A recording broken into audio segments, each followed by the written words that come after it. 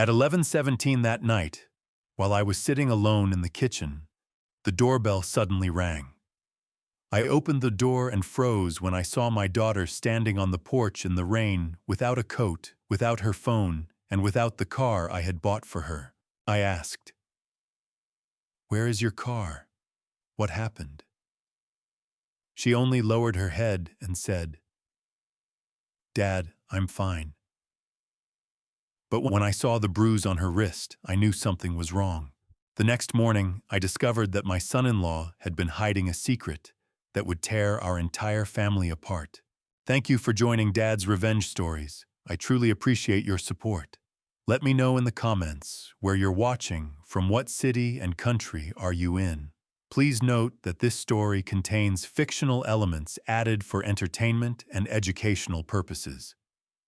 Any resemblance to names or settings is coincidental, while the message of this story remains meaningful.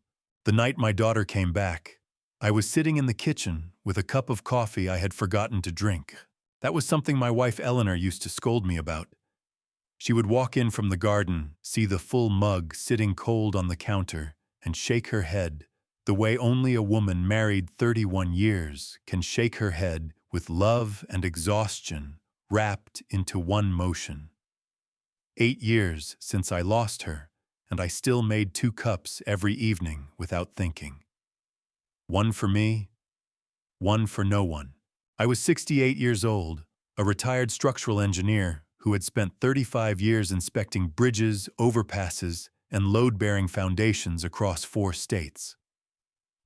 I had trained myself to read the invisible to find the crack behind the paint, the settlement beneath the concrete, the stress fracture no one else thought to look for. My colleagues used to joke that I could walk into a building and tell you where it would fail before the first bolt ever loosened. They were right more often than I liked to admit, but I did not see what was happening to my own daughter. That was the thing that would keep me awake for months afterward. Not the anger, though the anger came hot and deep and slow-burning, the way a structural fire moves through a wall before anyone smells the smoke.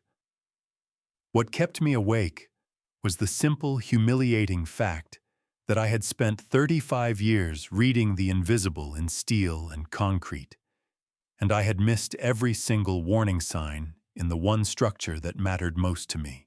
The doorbell rang at 11:17. I remember the exact time because I had just looked at the clock on the microwave thinking about going to bed. I set down the cold coffee and walked to the front door. Through the frosted glass panel on the side, I could make out a shape, someone standing close, hunched slightly. Something about the posture made my chest tighten before I even turned the knob. Claire was standing on my porch in the November cold without a jacket. My daughter was 38 years old, and in that moment, under the pale yellow light of the porch lamp, she looked the way she had looked at 12, small and uncertain, and trying very hard not to show it. Her hair was damp at the edges, like she had been walking through the light drizzle that had been falling all evening. She was wearing the blue blouse I had seen her in 2 weeks ago at Sunday lunch. It was wrinkled now, pulled at the collar.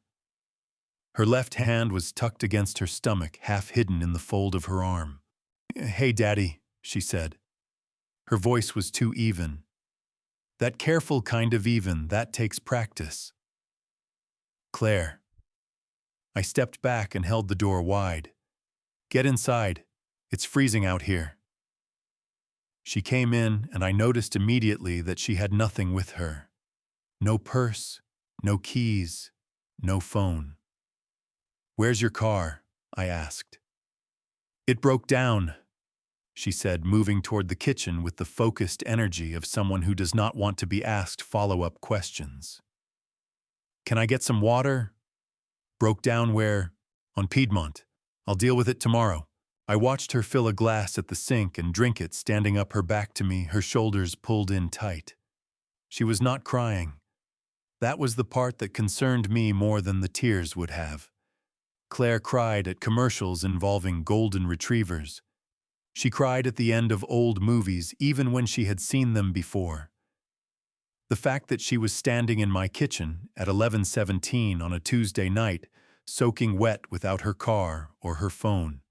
And she was not crying. That told me something her words were not willing to tell me yet. I went to the hallway closet and pulled out the gray cardigan Eleanor used to wear on cold evenings. I brought it to Claire without comment and set it on the counter beside her. She reached for it with her right hand. Her left hand stayed tucked against her body. "Let me see your hand, Claire." "Daddy, I'm fine." "I'm not asking if you're fine. I'm asking to see your hand." She turned slowly. She held out her left hand. Along the outer edge of her wrist, where the palm meets the forearm, there was a bruise, the yellowish-purple kind, that is already 2 or 3 days old, already past the worst of the swelling. Someone who did not know what they were looking for might have missed it. I had spent a career knowing what to look for. My jaw tightened. I kept my voice flat and level, because I knew that if I changed my tone, she would close like a door. "How did this happen?" "I caught it on the cabinet corner in the kitchen," she said. "I was reaching up for a bowl." She held my gaze when she said it. That was how I knew it was not true. Claire had always been a poor liar to my face. She compensated by making direct eye contact, by being a little too steady. It was a habit she had developed as a teenager, and I had never told her I recognized it. I nodded slowly. I let it go. I made her a cup of tea chamomile, the same kind Eleanor used to make when one of us was carrying something too heavy to name, and I sat across from her at the kitchen table while she held the mug with both hands and stared at the surface of the tea like it contained instructions. We talked about small things. The neighbors down the street were selling their house. The dogwood in the front yard was going to need trimming before winter. She asked about my physical therapy appointment for my knee and whether I had been doing the exercises the way the doctor told me or the way I decided was sufficient, which were two different things. I told her the latter. She said I was impossible. It was the closest thing to a real smile I got out of her all night. Around 1 in the morning, I walked her to the guest room. She had agreed without much argument to stay the night. I stood in the doorway for a moment. She was sitting on the edge of the bed, her hands in her lap, the bruise visible again against the white of the bedsheets. "Good night, baby girl," I said. "Good night, Daddy." She paused. "Thank you for not pushing." I turned off the light and went back downstairs. I stood in the garage for a long time looking at the empty space where I had always assumed Claire's Lexus was parked whenever she visited, and I was not paying attention. The SUV I had bought her 3 years ago, white, well-equipped safe, had not been here in months. I had not noticed, because I had not thought to look. A structural engineer who does not notice what is missing from the blueprint. I walked back inside, sat down at the kitchen table, and pulled the cold coffee toward me. I did not drink it. I just sat there in the house Eleanor and I had built together, and I started to think about the last 8 months. I did not sleep that night. Not really. I lay on top of the covers with my clothes still on and stared at the ceiling until the gray light of early morning started coming through the curtains. And then I got up and made coffee and sat at the kitchen table with a notepad and a pen, the way I used to do before a difficult site inspection. Old habits from a long career. When something did not add up, you wrote it down. You listed what you knew, what you did not know, and what you needed to find out. You did not assume. You did not fill in the blanks with what you hoped was true. You followed the evidence to wherever it led, even when you did not like the destination. What I knew, Claire had walked to my house in the rain at 11 o'clock at night. She had a bruise on her left wrist that was several days old. She had no car, no phone, no bag. What I did not know, where the car was. What I needed to find out, everything else. Claire was still asleep when I picked up the phone at 7:45 and called the Georgia Department of Revenue's Motor Vehicle Division. I had the original title paperwork in my filing cabinet.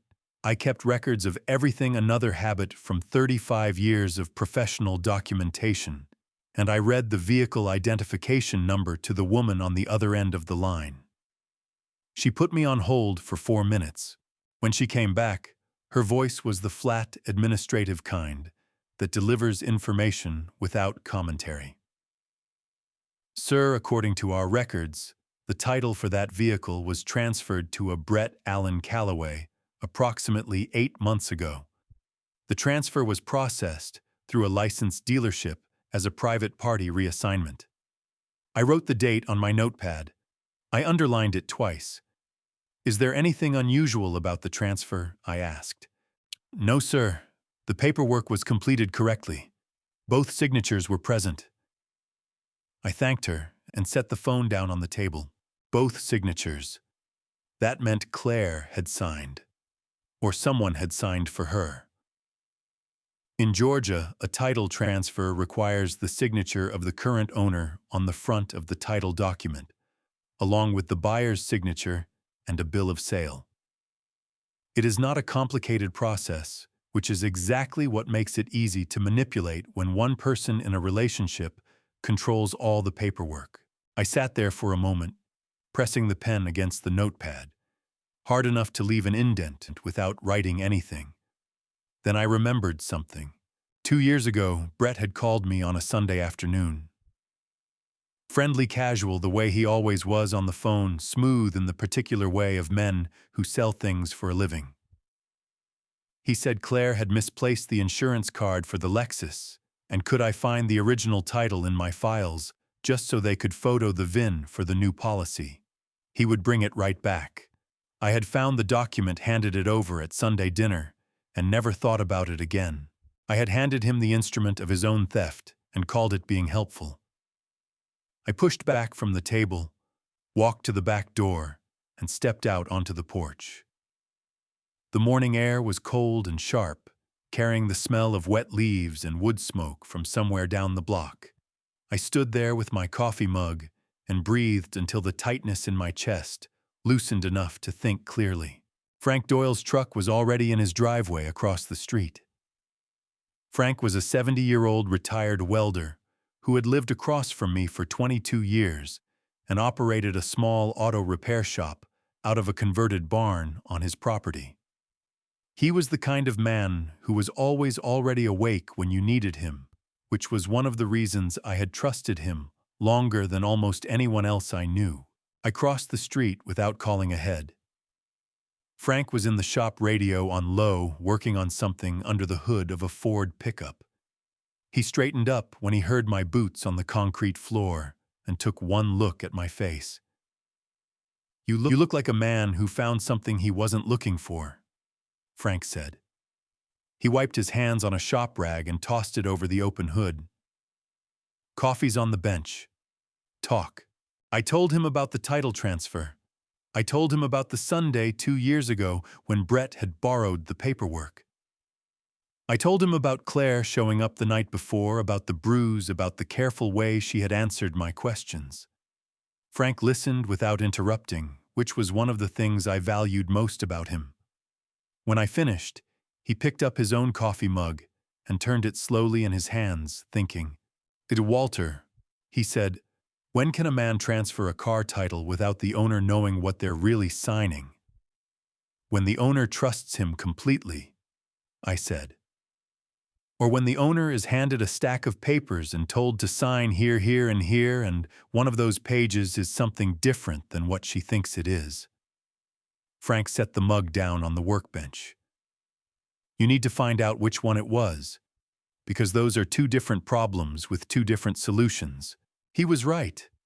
If Claire had knowingly signed the title over to Brett, that was a painful thing, but not necessarily a legal one.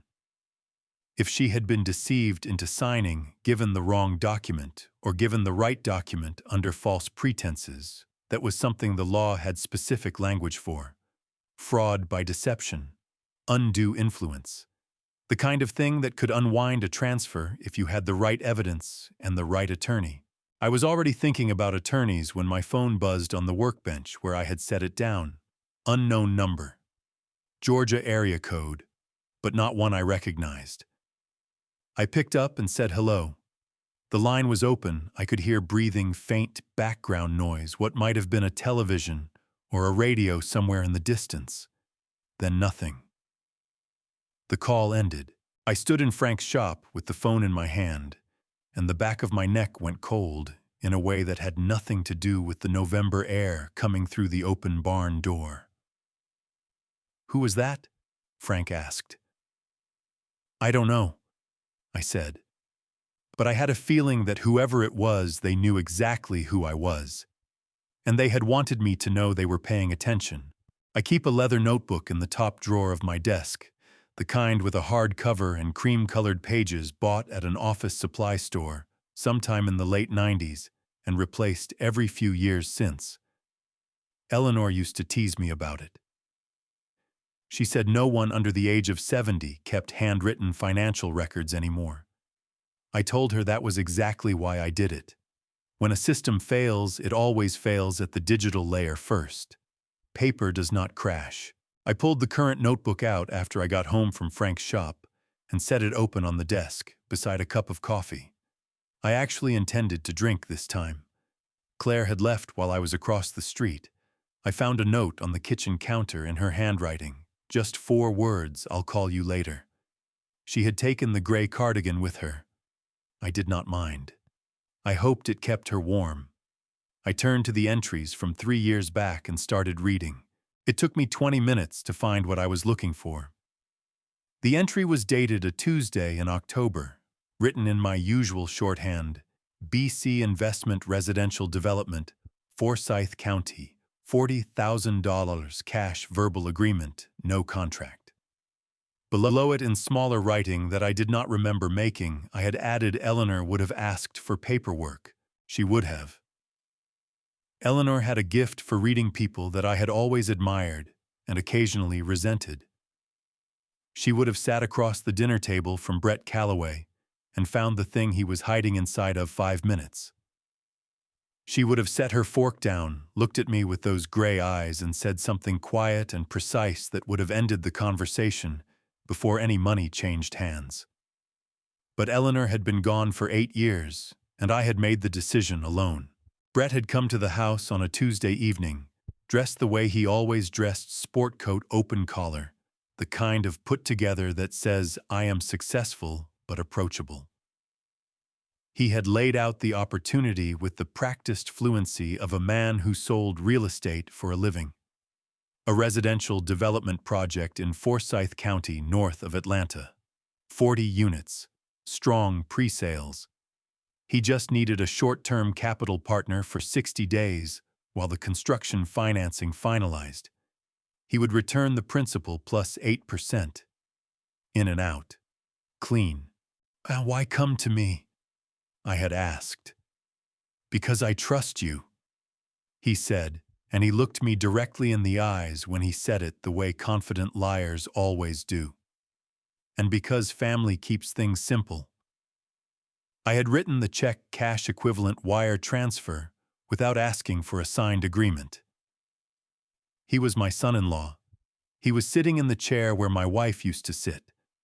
I thought demanding a contract would have been an insult to what I believed we were to each other. 58 days later, he told me the project had fallen through. Financing collapsed. He was sorry. He would pay me back when things stabilized. That was 3 years ago, and the subject had never come up again. I found the address of the Forsyth County development online in less than 4 minutes. I drove up there that same afternoon. It took 40 minutes on Georgia 400 heading north, the highway opening up past the suburbs into the rolling farmland that developers had been carving into subdivisions for the past 2 decades. The address led me to a completed community, finished townhomes, landscaped entrance, a banner across the main gate that read, "Final units available from the mid-300s. I sat in my truck in the parking area across the street and looked at those townhomes for a long time. They were well built from what I could see. Good roof lines, decent setback from the road. The kind of project that had clearly been completed on schedule and was actively selling. It had not fallen through. It had never been going to fall through. I called Marcus Webb on the drive home. Marcus was a 45-year-old commercial real estate broker who had partnered with Brett on 2 projects 4 years ago before a contract dispute ended their professional relationship abruptly. I had met Marcus twice, once at a company event Claire had brought me to, once at a neighborhood fundraiser, and both times he had struck me as a man carrying something he wanted to put down. I had found his number in an old email Claire had forwarded me back when she was still forwarding me things. The phone rang 6 times and went to voicemail. "Marcus, this is Walter Grayson, Claire's father. I need to speak with you about Brett Calloway when you have a moment. It is important. Please call me back at your convenience."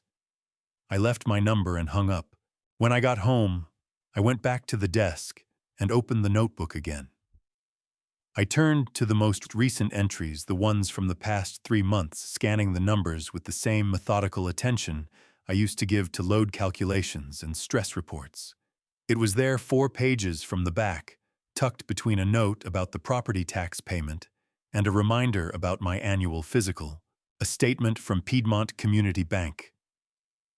It had come in a joint envelope with some mail forwarded from Claire's old address, the house they shared, mixed in with catalogs and insurance notices. I had set it aside without opening it, assuming it was something routine that Claire would handle herself. I opened it now. The account was in Claire's name only. The balance was negative $42. But it was not the balance that stopped my breathing. It was the transaction history. Over 14 months, a series of transfers had moved money out of the account in amounts between $2,000 and $6,000, always on the first or third Monday of the month, always to the same external account. The total withdrawn across those 14 months was $67,400. Claire earned $31,000 a year as a part-time interior design consultant. She did not have $67,000 to move anywhere. I set the statement flat on the desk and pressed both palms against the edge of the wood to keep my hands from shaking. In structural engineering, we have a term for what happens when a load exceeds the capacity of the structure designed to carry it. We call it failure, not collapse, not breaking. Failure because it is a precise technical word for the moment when something can no longer do what it was built to do. I picked up the pen and wrote a single number at the bottom of the page. $40,000 gone, $67,000 more, and somewhere north of Atlanta a development project that had never failed at all. The bank statement was still on my desk the next morning, weighted down by my coffee mug, because I did not trust myself to put it away somewhere and pretend I had not seen it. I had called Claire 3 times the previous evening. She answered the second call, sounded tired, said she was staying with a friend from work and that she was fine. I did not tell her what I had found. I was not ready to have that conversation yet, partly because I needed more information before I said anything I could not take back, and partly because I was afraid that if I told her what I knew, she would do what she had always done, pull back, apologize for causing trouble, and disappear behind that careful voice that said, "I'm fine," when she was anything but. I was drinking my second cup of coffee at the kitchen table when the doorbell rang at 9:15. The woman on my porch was someone I recognized, but could not immediately place. Mid-50s, light brown hair, pulled back. Simply wearing a fleece jacket and holding a manila folder against her chest, with both arms the way you hold something you have been waiting a long time to give away. She looked at me with the expression of a person who has rehearsed what they are about to say and is determined to get through it. "Mr. Grayson," she said. "My name is Donna Hess. I used to work with Claire at Meridian Design Group." I don't know if she ever mentioned me. She had. Claire had talked about Donna during the early years of her marriage, a colleague 4 years her senior, who had taken her under her wing when she was new to the firm, who brought homemade banana bread to staff meetings and remembered everyone's birthday without writing it down. Then Claire stopped mentioning her the way she had gradually stopped mentioning most people from her life before Brett. She mentioned you, I said. Come inside. Donna sat at the kitchen table and set the manila folder in front of her, but did not open it immediately. She pressed her palms flat against the cover and took a breath that was steadier than I expected. I want to start by saying that Claire asked me not to come here, Donna said. About a year ago, when things were getting bad, I told her I wanted to talk to you directly. She made me promise I wouldn't. She said you had a heart condition, and she didn't want you stressed. Donna's voice tightened slightly on the last sentence. I kept that promise for 12 months. I'm breaking it now because I don't think I can keep it anymore in good conscience. I felt the weight of what Claire had been carrying settle over me like something physical. My daughter had been protecting me while she was the one who needed protection. I kept my expression level and said, "What's in the folder, Donna?" Donna opened it. Inside were printed text message screenshots, 31 pages of them organized by date going back 22 months. Claire had sent them to Donna late at night, messages that were different in tone and content from anything I had ever received from my daughter. In those messages, Claire wrote about being told she was not allowed to use the joint credit card without permission, about coming home to find her design portfolio deleted from the shared computer because Brett said it was taking up storage space he needed, about the Tuesday night he stood in the kitchen doorway and told her with complete calm that if she called her father again this week, he would have her phone plan transferred to a basic account with no data. I read 4 pages before I had to set them down. She sent these to you, I said. At 2 and 3 in the morning mostly, Donna said. She never asked me to do anything with them. I think she just needed somewhere to put it. She paused. I kept everyone. We were still sitting at the table when the second doorbell rang at 10:40. The woman at the door was older 70s, wearing a rain jacket and holding a small USB drive between her thumb and index finger. She introduced herself as Ruth Patton, former neighbor of Claire and Brett, 3 houses down on Sycamore Lane before she moved to a retirement community in Decatur 8 months ago. She had seen my truck in Claire's driveway once or twice when I came to visit, and recognized it parked outside my own house from the street. I have been holding on to this for 6 months, Ruth said, extending the drive toward me. Claire begged me not to go to the police with it. I honored that. But I cannot throw it away, and I cannot keep it anymore. I think it belongs with you. I plugged the drive into my laptop at the desk, while Donna and Ruth sat in the living room. The drive contained a single video file 43 seconds long recorded from a side-angle camera mounted under Ruth's porch eave and pointed toward the shared fence line between her yard and Claire's. The timestamp in the corner read 6 months ago. Late afternoon, good light. I watched the video twice. The second time I had to grip the edge of the desk with my right hand because my left was shaking badly enough that I could not keep it still. When it finished, I closed the laptop and sat with my eyes on the wall for a moment, breathing through my nose the way my cardiologist had taught me to manage my heart rate when something spiked it. Then I stood up, walked to the living room doorway, and looked at the 2 women sitting on my couch. Claire asked both of you not to come forward, I said. Ruth nodded.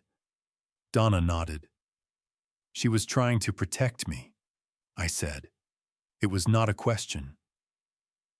She told me she was afraid of what you might do, Donna said carefully. Not in a bad way. She was afraid you would confront him and something would happen to your heart. I looked at the manila folder on my kitchen table at the USB drive sitting on the desk beside my laptop. Then I looked back at them. I need a lawyer, I said. My voice came out steadier than I felt. Not a general practice attorney, someone who handles financial fraud and family law. Do either of you know someone like that? Donna reached into her jacket pocket and pulled out a business card. She set it on the coffee table and pushed it toward me with 2 fingers. I looked one up 3 weeks ago, she said. I was hoping I would have a reason to give it to you. I picked up the card. The name on it was Patricia Odom. Family Law and Civil Litigation, Atlanta, Georgia. From the shop across the street, I could hear Frank Doyle's radio playing through the open barn door, a country station low and distant, the kind of sound that means ordinary life is continuing somewhere nearby, even when yours has stopped making sense. I set the card beside the bank statement on the desk, and for the first time since Claire had appeared on my porch 2 nights ago, I felt something shift. Not relief, not anger, but the particular clarifying sensation of a man who has finally found the crack in the foundation and knows exactly where to start. After Donna and Ruth left, I sat at my desk for a long time without doing anything in particular. The business card was in my hand. The bank statement was beside the laptop. The USB drive was plugged into the port on the side. The video file closed, but not deleted, sitting there like a question I had already answered and could not stop answering. Outside, the afternoon light was going gray and flat the way it does in Georgia in November, the sky pressing down low over the tree line until everything looks the color of old concrete. I had been thinking about the office for 2 years. I had not told anyone about it. Not Frank, not Claire, not the pastor at the church I attended irregularly and guiltily. I had filed it away in the section of my memory where I stored things that were too useful to discard and too painful to examine directly. Engineers do that. You note the data point, you classify it, and you move on. You do not stand at the crack in the wall and grieve for it. You measure it, record it, and decide what it means for the structure going forward. What happened in Brett's office in the spring of 2 years ago meant something for the structure. I just had not been ready to say what. Claire had called me on a Thursday morning, her voice carrying that particular brightness she used when she was trying to make something sound casual that was not casual at all. Brett's firm was hosting a client appreciation event at their offices downtown, wine-catered food, nothing formal, and she was going to be there helping with the event coordination. Would I want to stop by just for a little while? It would be nice to have a familiar face. I went because she asked me. I wore what I always wore, khaki trousers, a pressed button-down shirt, the brown leather shoes Eleanor had bought me for our 25th anniversary that I kept resold because I could not bring myself to replace them. I drove downtown and parked in the deck across the street and took the elevator to the 14th floor. The offices were the kind that are designed to communicate success before anyone says a word. Glass walls, reclaimed wood accents, the company logo in brushed steel on the wall behind the reception desk. Well-dressed people with wine glasses moved in clusters near the windows that looked out over the Atlanta skyline. I found Claire near the catering table, straightening a row of appetizer trays with the focused attention she gives to anything she wants to get right. She saw me and her face opened up the way it used to when she was a little girl, and I came home from a job site, that full, unguarded happiness that a father spends his whole life trying to deserve. She hugged me and said she was glad I came and introduced me to 2 of her colleagues, whose names I immediately forgot, because that was the moment Brett appeared from across the room. He was with clients, 2 men in expensive suits, the kind of people who make decisions about large amounts of money as a matter of routine. Brett moved toward us with his hand already extended, his smile already calibrated to the exact warmth the situation required. He was good at it. I had always recognized that he was good at it the way I recognize good finish work on a structure I know has problems in the load-bearing frame. "Hey, this is my father-in-law," Brett said to the 2 men, and there was a half-second pause before the next part that I felt in my sternum before I heard it. "Walter's in construction. Retired now. You know, the hands-on side of the business." He said it lightly, warmly even, with the small, inclusive laugh of a man making easy conversation. One of the suited men glanced at me with the polite, minimal attention people give to things that do not require further engagement. The other one was already looking back at Brett, and Brett was already moving the conversation forward, his hand landing briefly on my shoulder in the practiced way of a man who has just placed you in a category and is ready to continue with the people who belong in his. I stood there for 3 seconds, maybe 4. Then I nodded at no one in particular and took a small step to the side out of the natural sightline of the conversation, the way you move when you understand you are not part of something. I found Claire's eyes across the room. She had heard it. I could see from the particular stillness that came over her face, the way her expression did not change, but her eyes went somewhere interior and hurt, that she had heard every word. She looked at me with an apology she could not say out loud in the middle of her husband's professional event, an apology that was too large for the moment and too small for what it was trying to cover. I smiled at her. I made it as genuine as I could. Then I told her the food was excellent and that I needed to get back before the traffic on I-285 got bad, and I left. I drove home on autopilot. I did not call Frank. I did not call anyone. I sat in my driveway for 11 minutes after I parked, before I trusted myself to go inside. I had built bridges that carried 40,000 vehicles a day. I had certified structures that would stand for 100 years. I had done honest work with my hands for 35 years, and I was not ashamed of a single day of it. But I was 66 years old, standing in the parking deck of my son-in-law's building, and I had just been introduced to strangers as the hands-on side of the business. Back in the present, I opened my laptop and pulled up the email account I used for old correspondence, the one linked to my previous firm's domain, kept active out of habit. I had received a forwarded message 18 months ago from a mutual contact, someone who thought I should know. I had read it once and archived it without responding because I did not know what to do with it yet. I opened it now. It was an email Brett had sent to a friend 3 years into his marriage to Claire. The relevant line was near the bottom, written with the casual confidence of a man who does not expect to be read by the wrong person. Her old man's not going to live forever. Once that estate clears, we'll be in a completely different position. Just have to be patient. Her old man. I read it twice. Then I copied the text into a new document, printed it, and added it to the folder beside the bank statement and Patricia Odom's card. Somewhere in that folder was the beginning of a structure Brett Calloway had built entirely on other people's foundations. And I had spent 35 years learning exactly how to bring something like that down. I called Patricia Odom's office at 8:15 the following morning and spoke to her assistant, a brisk young man, who asked me to describe the nature of the matter in one sentence.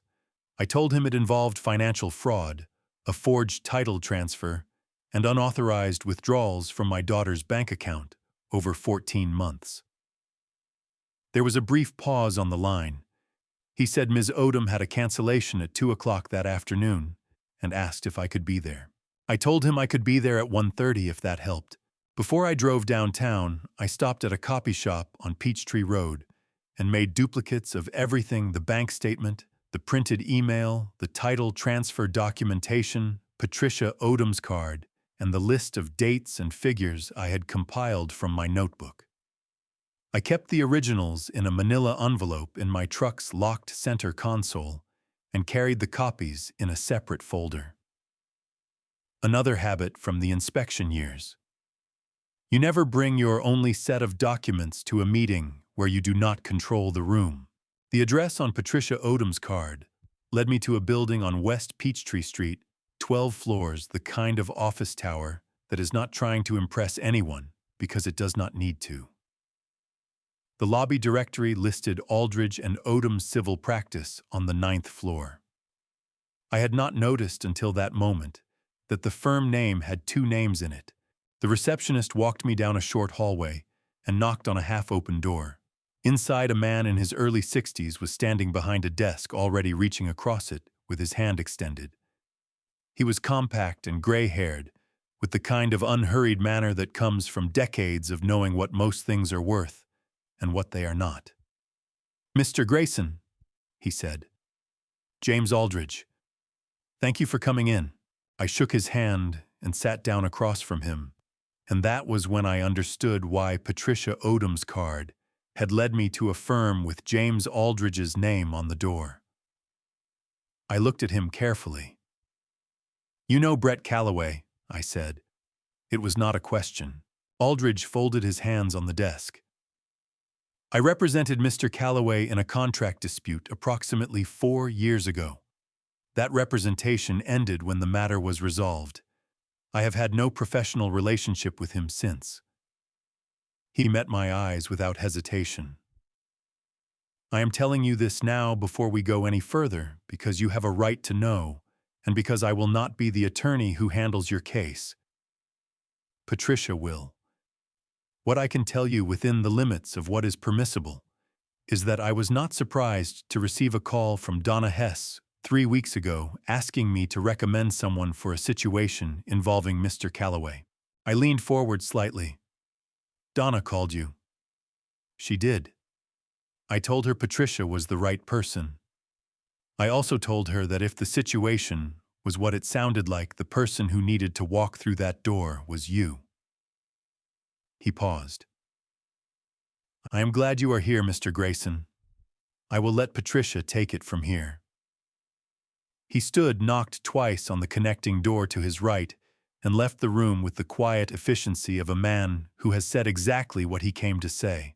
Patricia Odom was 52 years old, sharp-featured with reading glasses pushed up on her head, and the focused energy of someone who processes information faster than most people generate it. She came through the connecting door carrying a legal pad and sat down across from me without preamble, clicked her pen, and said, "Tell me everything. Start from the beginning and don't edit." I talked for 31 minutes. I set the folder of copied documents on the desk between us and walked her through each one in chronological order. The title transfer, the $40,000, the bank statement, the email, the video on the USB drive, the text messages Donna had kept. Patricia wrote steadily on her legal pad the entire time, interrupting me only once to ask the name of the dealership that processed the title transfer, and once to ask whether Claire had ever been diagnosed with or treated for any psychological condition. "No," I said. "I'm asking because that will come up," Patricia said, still writing. "It always does in cases like this. The other party typically argues that the complainant's account is unreliable. We need to be ahead of that." She set her pen down when I finished and looked at the documents spread across her desk for a moment. Then she looked at me. "Mr. Grayson, I want to be direct with you about what I am looking at," she said. "The title transfer is potentially recoverable if we can establish that Claire's signature was obtained under duress or through deceptive means, which the pattern of control documented in those text messages supports significantly. The unauthorized bank withdrawals are a stronger case because the transaction history shows a clear pattern over 14 months that exceeds any reasonable definition of joint marital expense. The email is admissible as evidence of intent." She picked up the bank statement and held it level, looking at the figures. "This is not a difficult marriage that went wrong, Mr. Grayson. This is financial fraud conducted against your daughter over an extended period. Those are different things with different remedies." I felt something loosen in my chest. Not relief exactly, but the particular sensation of having a load properly classified for the first time. When you know what you are carrying, you can figure out how to carry it. "What do we do first?" I asked. "First, I need Claire's consent to proceed," Patricia said. She set the statement back on the desk. "I cannot file anything without her. She is the injured party, and this only works if she is willing to stand behind it." She paused. Can you get her here? I can try, I said. Me today, Patricia said. Because here is the other thing I need to tell you. She tapped the email printout with her pen.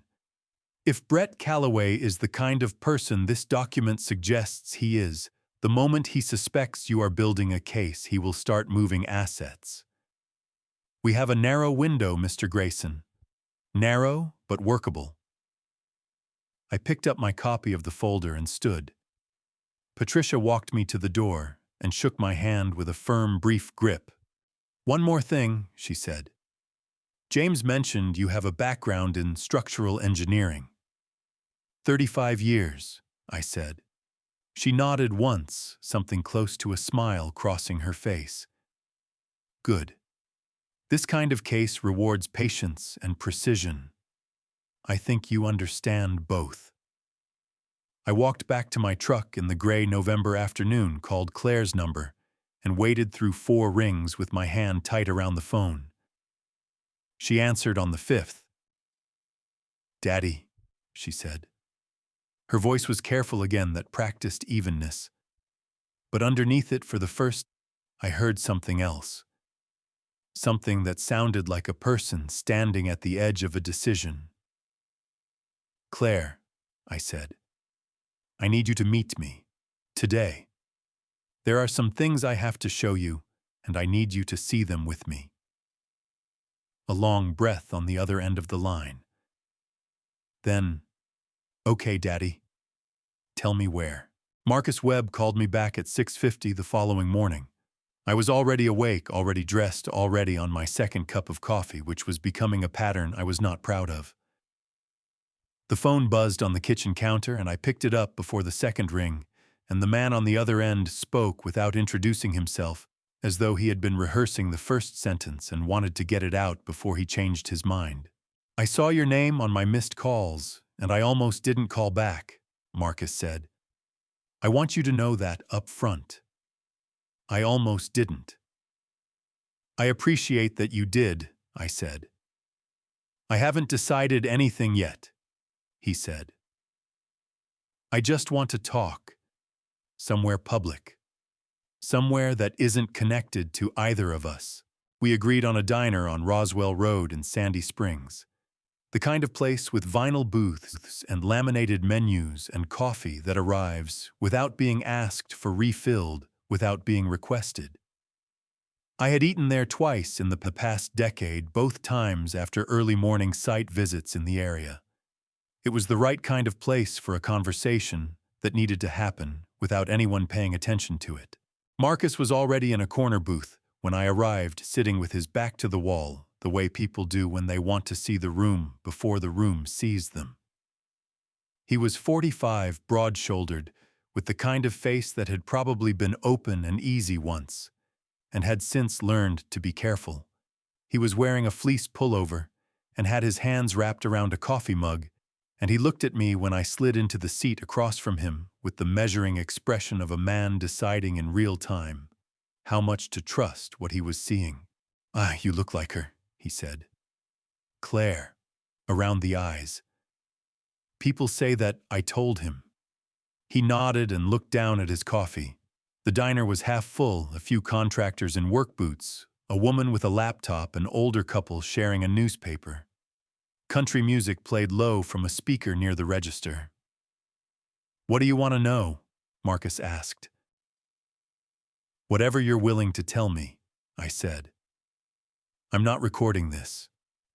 I'm not going to use your name without your permission. I just need to understand how he operates. Marcus turned his mug slowly on the table, and I watched him make the decision. It moved across his face the way decisions do when they have been pending for a long time, and the moment of release finally arrives. We partnered on 2 projects, Marcus said. Commercial properties both in Cobb County. The first one went fine. Split everything clean, no issues. The second one is where it fell apart. He set the mug down. Brett restructured the ownership agreement halfway through the project, said it was for tax efficiency. I didn't have an attorney review the amendment because we had already done one deal together, and I thought we were past that. By the time the project sold, I was entitled to 11% instead of the 30% we had agreed on verbally. He had documentation for his version. I didn't. He changed the terms in writing after you had already committed, I said. That's exactly what he did, and he was pleasant about it the entire time. That's the part that took me longest to get over. Marcus looked at me directly. He sat across from me at a closing table and smiled while his attorney handed me a check for 40% less than what I was owed, and he said he hoped there were no hard feelings. Like it was a misunderstanding. Like I had somehow confused myself about what we had agreed to. His jaw tightened. I knew what we had agreed to. I just couldn't prove it. I reached into the folder I had brought and took out the list I had made, not the original documents, just the handwritten summary dates and figures in my own shorthand. I set it on the table between us and pushed it toward him without explanation. Marcus looked at it for a long moment. His right hand, still wrapped around the mug, tightened enough that his knuckles went pale against the ceramic. He read slowly, and I watched the color change in his face as he moved down the list, not flushing with anger, but draining. Going careful and still the way people go when something they feared has been confirmed. The bank withdrawals, he said quietly. He used the same structure. Different account, but the same interval, same transfer pattern. He looked up. I thought what he did to me was about money. This is something different. Yes, I said. It is. Marcus set the list down and pushed it back across the table. He pressed both hands flat on the formica and looked at the window for a moment at the gray morning traffic moving on Roswell Road. There's a woman, he said. Her name is Sandra. She is 35 years old, and she met Brett at a professional conference 18 months ago. I know her because she called me 4 months back, after she figured out what was happening. She wanted to understand if she was seeing what she thought she was seeing. Marcus paused.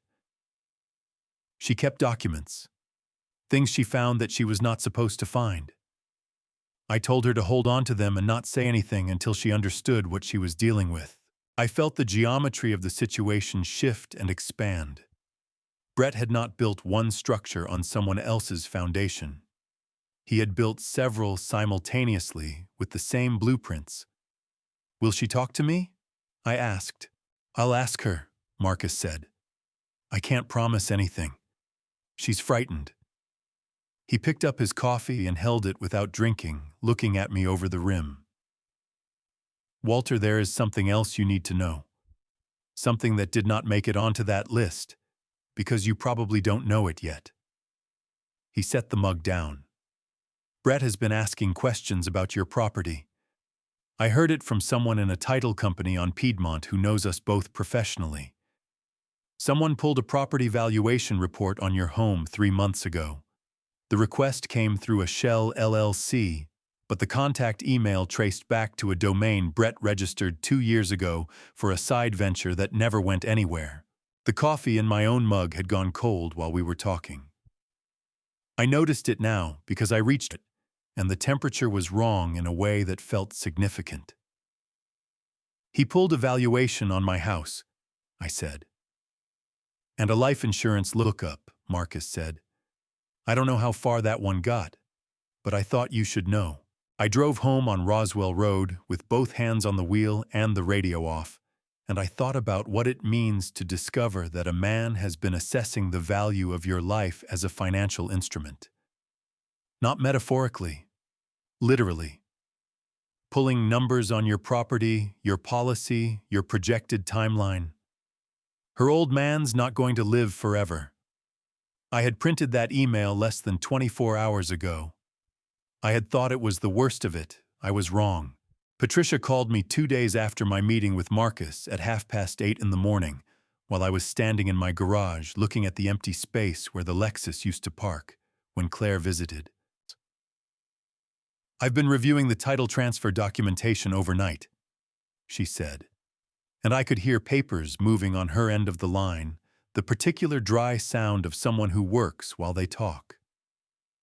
In Georgia, when a title transfer is obtained through coercion or deception, what the law calls fraud, in the inducement, the original owner retains the right to petition for replevin.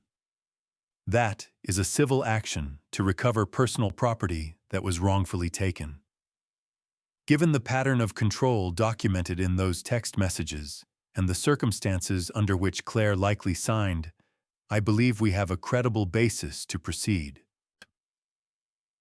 "What does that look like in practice?" I asked. "It means I file an emergency motion today, the court issues a writ, and you have the legal authority to recover the vehicle.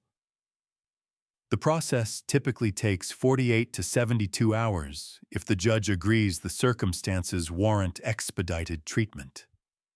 She paused. "I think this judge will agree." She was right. The writ came through in 51 hours. I drove to the address where Brett had been keeping the Lexus, a storage facility, off Johnson Ferry Road, the kind of place with electronic gate access and rows of identical orange doors. Frank Doyle followed me in his truck, which I had not asked him to do, but had not been surprised to see pull up behind me when I left the house. He had been keeping an eye on my comings and goings all week, with the quiet persistence of a man who has decided he is involved, whether or not he has been formally invited. The storage facility manager, a heavyset man in his 50s, who looked like he had heard every variety of domestic dispute imaginable and ranked this one somewhere in the middle, reviewed the writ without comment and handed me a bolt cutter for the padlock. Brett had changed the lock from the original one registered to the unit. The manager noted this in his records with the bored efficiency of someone adding a data point to a long list of data points. The Lexus was inside white and still looking exactly as it had the last time I saw it in Claire's driveway 18 months ago. The exterior was clean. Someone had been maintaining it, or at least washing it. That detail made something move in my stomach that I did not want to name. I unlocked the driver's door with the spare key I had kept in my fireproof lockbox at home. Another habit, another document kept. Because you never know, and leaned in to check the condition. The interior smelled of a pine air freshener that was not something Claire would have chosen.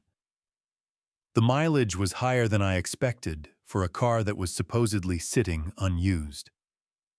Frank stood at the entrance to the unit with his hands in his jacket pockets, giving me room to work. I walked to the rear of the car and opened the trunk. It took me a moment to understand what I was looking at. In the back corner of the trunk behind the emergency kit I had installed when I gave Claire the car was a shoebox, the kind with a rubber band around it, ordinary and unremarkable. I lifted it out and set it on the trunk lid. The rubber band was brittle, snapped when I touched it. Inside were documents, not loose papers, but organized ones separated by paper clips and arranged in a sequence that told me immediately that someone had put them here with care and intention. Claire had hidden them there herself. The first section was bank statements, not the joint account I had already found, but a second account I had not known about opened in Claire's name, only at a different institution, with transactions that mirrored the pattern from the first account, but went back further. 22 months of withdrawals, same intervals, same transfer destination. The total across both accounts was $114,000. The second section was loan documents. 3 of them each bearing Claire's signature, each from a different lender, each taken out in her name alone. The loan amounts were $11,000, $18,000, and $38,000, respectively. The stated purpose on each application was home improvement. The disbursement accounts were not accounts Claire had ever controlled. The third section was something that stopped me entirely. It was a handwritten note on the back of a grocery receipt in Claire's handwriting. It said, If something happens to me and someone finds this, please give it to my father. His name is Walter Grayson. His number is, and then my phone number written in the careful digits of someone who wanted to make sure it was legible. I stood at the back of that car in a storage unit off Johnson Ferry Road, with that grocery receipt in my hand, and my chest hurt in a way that had nothing to do with my heart condition. Frank appeared at my elbow. He looked at the note. He did not say anything for a moment, which was the right thing to do. Then he said in the quiet, even voice he used when something mattered, "She was trying to get you the information, even if she couldn't tell you herself." "Yes," I said. My voice came out rough at the edges. "She knew you'd know what to do with it." I put the note back in the shoebox. I put the shoebox on the passenger seat of the Lexus. I handed Frank the keys and asked him to drive it back to my house while I followed in my truck. I did not trust myself to drive anything at that particular moment. On the way home, I called Patricia from my truck and read her the loan amounts over the phone while she typed. When I finished, she was quiet for 3 seconds, which for Patricia was the equivalent of a long pause. "Walter," she said, "this changes the scope of what we are filing, significantly." Another brief pause. "Claire needs to see these documents. She may not know the full extent of what was done in her name." "I know," I said. "I'm calling her next." I pulled into my driveway behind Frank, who was already out of the Lexus and standing beside it with his hands in his pockets, looking at the car the way you look at something that has been through more than it should have had to go through. The white paint caught the late afternoon light and held it. Claire was staying at an extended stay on Chambly Tucker Road, the kind of place designed for people in transition, with small kitchenettes and parking lots full of cars that have been there longer than a week. She had texted me the room number without explanation, which told me she had been thinking about this conversation too, and had decided to stop postponing it. I knocked at 6:45. She opened the door in the gray cardigan she had taken from my house, holding a mug of instant coffee with both hands, and the first thing she said was not hello. "You found the box," she said. "Yes," I said. "I found the box." She stepped back to let me in. The room was small and very clean in the impersonal way of places that belong to no one. 2 chairs at a table by the window, a bed with a plain white comforter, the curtains half open onto the parking lot. She had set her design sketchbook on the table open to a page of pencil drawings she had clearly been working on before I knocked. That detail that she was still drawing, still working, still making things in the middle of all of this settled something in me that I had not known needed settling. I set the shoebox on the table between us and sat down. She sat across from me, wrapped both hands tighter around the mug, and looked at the box. The way you look at something you packed a long time ago and are not sure what condition it is in anymore. "How long were you keeping that?" I asked. "About 8 months," she said. "I started putting things in it after I found the first bank statement, the one from the account I didn't know he'd opened." She pressed her lips together. "I couldn't go to the police. I didn't have enough, and I was afraid if I tried, and it didn't work, he would." She stopped, started again. "I needed somewhere to put the evidence until I figured out what to do. The trunk seemed like the only place he wouldn't look. He never opened the trunk. He thought the car was just for appearances." "Claire," I said carefully, "why didn't you call me?" She put the mug down on the table and looked at her hands. Her left wrist was visible below the cardigan sleeve, the bruise faded now to a pale yellow-green that was almost gone. She turned her wrist over, slowly, looked at it, then looked at me. "Because I know about your heart, Daddy," she said, and her voice broke on the last word in a way she had clearly been trying to prevent. "Dr. Pearson told you 3 years ago to avoid prolonged stress. You have his instructions on a notepad on your refrigerator. I have seen that notepad every time I came to visit, and I thought about it every single time I almost called you." She pulled in a breath that shook on the way in. "I kept thinking I would handle it myself. I kept thinking I was close to having enough. And then another month would go by and I still wasn't gone, and I still hadn't called you, and I told myself it was because I was protecting you, but some part of me knows it was also because I was ashamed." The word hit me somewhere behind my sternum. I leaned forward in the chair. "Claire, you have nothing to be ashamed of," I said. "Nothing. Do you understand me?" She nodded, but the nod was the mechanical kind that means a person has heard the words and has not yet decided whether to believe them. I had seen that nod before. Eleanor used to say it takes longer to believe a kindness than an insult, because insults have more practice getting in. Tell me about the phone," I said. "Your number. When did you start having trouble reaching me?" She looked up, sharply surprised. "How did you know about that? Tell me," I said. She pulled in a slow breath. "About 14 months ago, I noticed my call log looked different. I went through my contacts and found that your number had been relabeled. It said, 'Unknown caller.'"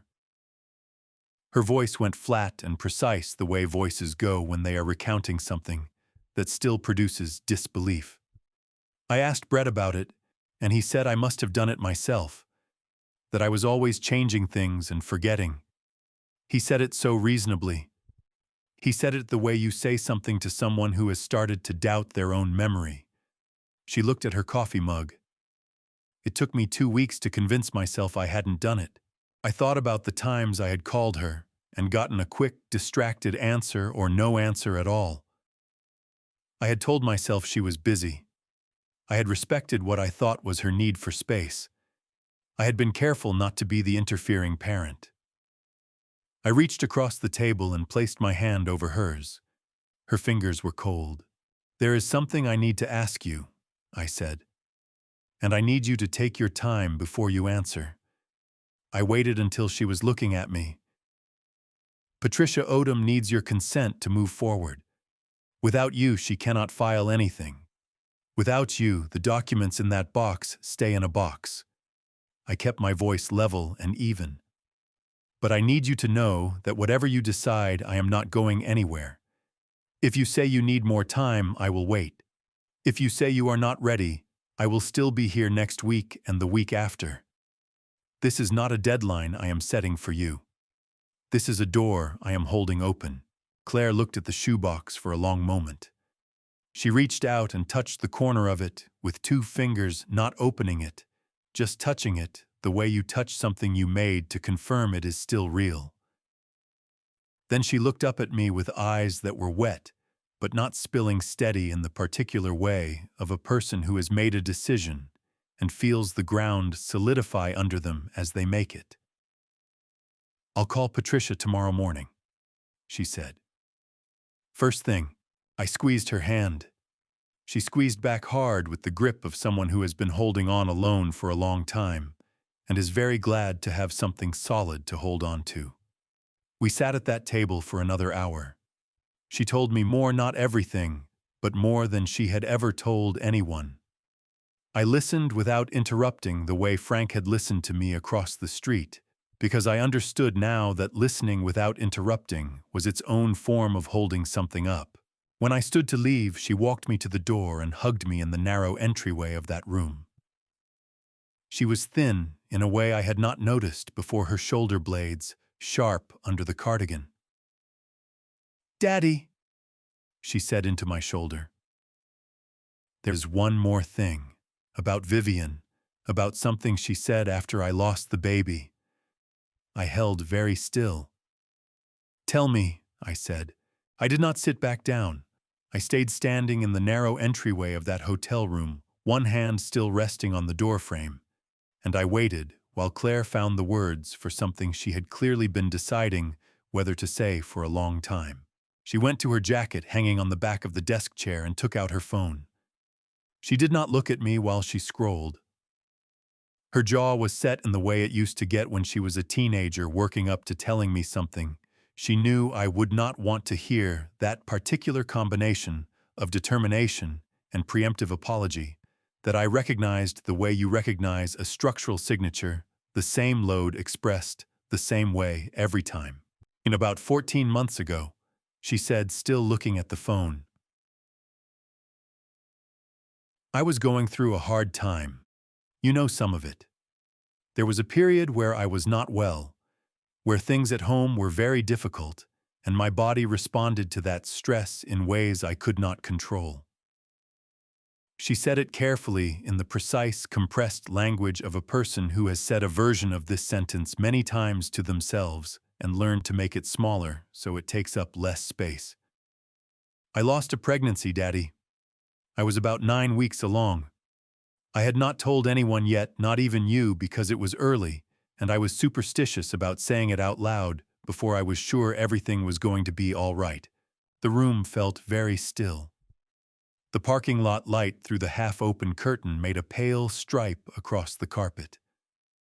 "I'm so sorry, Claire," I said. My voice came out lower than I intended. She nodded once, accepting it, but kept her eyes on the phone. About a week after Vivian came over, Brett was at work. She said she wanted to check on me. We sat in the kitchen and she had coffee and I had tea, and I thought she was there because she cared. Claire's thumb stopped moving on the screen. She was not there because she cared. She held the phone out to me. I took it. The voice memo app was open, a single recording labeled only with a date the same week she had described. 58 seconds long. "Donna told me to always keep a record," Claire said. "She told me that the first time I called her crying and could not explain exactly what had happened. She said, whatever he does, write it down or record it, because your memory will doubt itself before his will." So I started doing that. I recorded things when I could. This was one of them. I pressed play. I held the phone close and listened. The audio quality was the imperfect kind of a phone left running in a pocket, or on a counter, background noise, the clink of a cup being set down, the ambient hum of a kitchen. Vivian's voice was clear enough. It was a voice I had heard at holiday dinners and birthday gatherings for 6 years, a voice I associated with a particular brand of surface warmth that I had never entirely trusted without being able to say why. What she said in that recording lasted 22 seconds. I will not repeat it here. Some things do not need to be repeated to be understood. What I will say is that in 22 seconds, Vivian Calloway told my daughter that what had happened to her was the result of a weakness in her character. That strong women did not lose things. That perhaps this was a sign that certain arrangements were not meant to continue. I stopped the recording at 22 seconds and handed the phone back to Claire. I walked to the window. I put both hands on the sill and looked out at the parking lot. The amber lights, the rows of cars, a man in a hoodie loading grocery bags into a minivan 3 spaces down, with the unhurried movements of someone whose evening was entirely ordinary. I looked at all of it and breathed through my nose the way Dr. Pearson had taught me, 4 counts in, 4 counts out, until the thing that was happening in my chest settled into something I could manage. Then I turned around. "How long have you had that recording?" I asked. 14 months, Claire said. She was watching me with the careful attention of someone who is monitoring a situation they caused and feel responsible for. I never played it for anyone. I did not know if it was useful or if it just made everything worse. "It is useful," I said. My voice had come back to its regular register level and even. "It is very useful. I want you to send it to Patricia tonight before you sleep." "Can you do that?" "Yes," she said. "And Claire," I crossed back to where she was standing and put both hands on her shoulders gently, the way you steady something you do not want to startle. I need you to hear something that I mean completely. What Vivian said was wrong in every possible way. A person can be wrong about another person. What happened to you was not a reflection of your strength or your character or anything about who you are. It was a reflection of the circumstances you were in and the people around you who failed you. Do you understand me? Her chin moved. Her eyes went bright and then spilled, and she reached up and gripped my forearms with both hands, the way she used to grab the front of my shirt when she was 4 years old and had woken up frightened.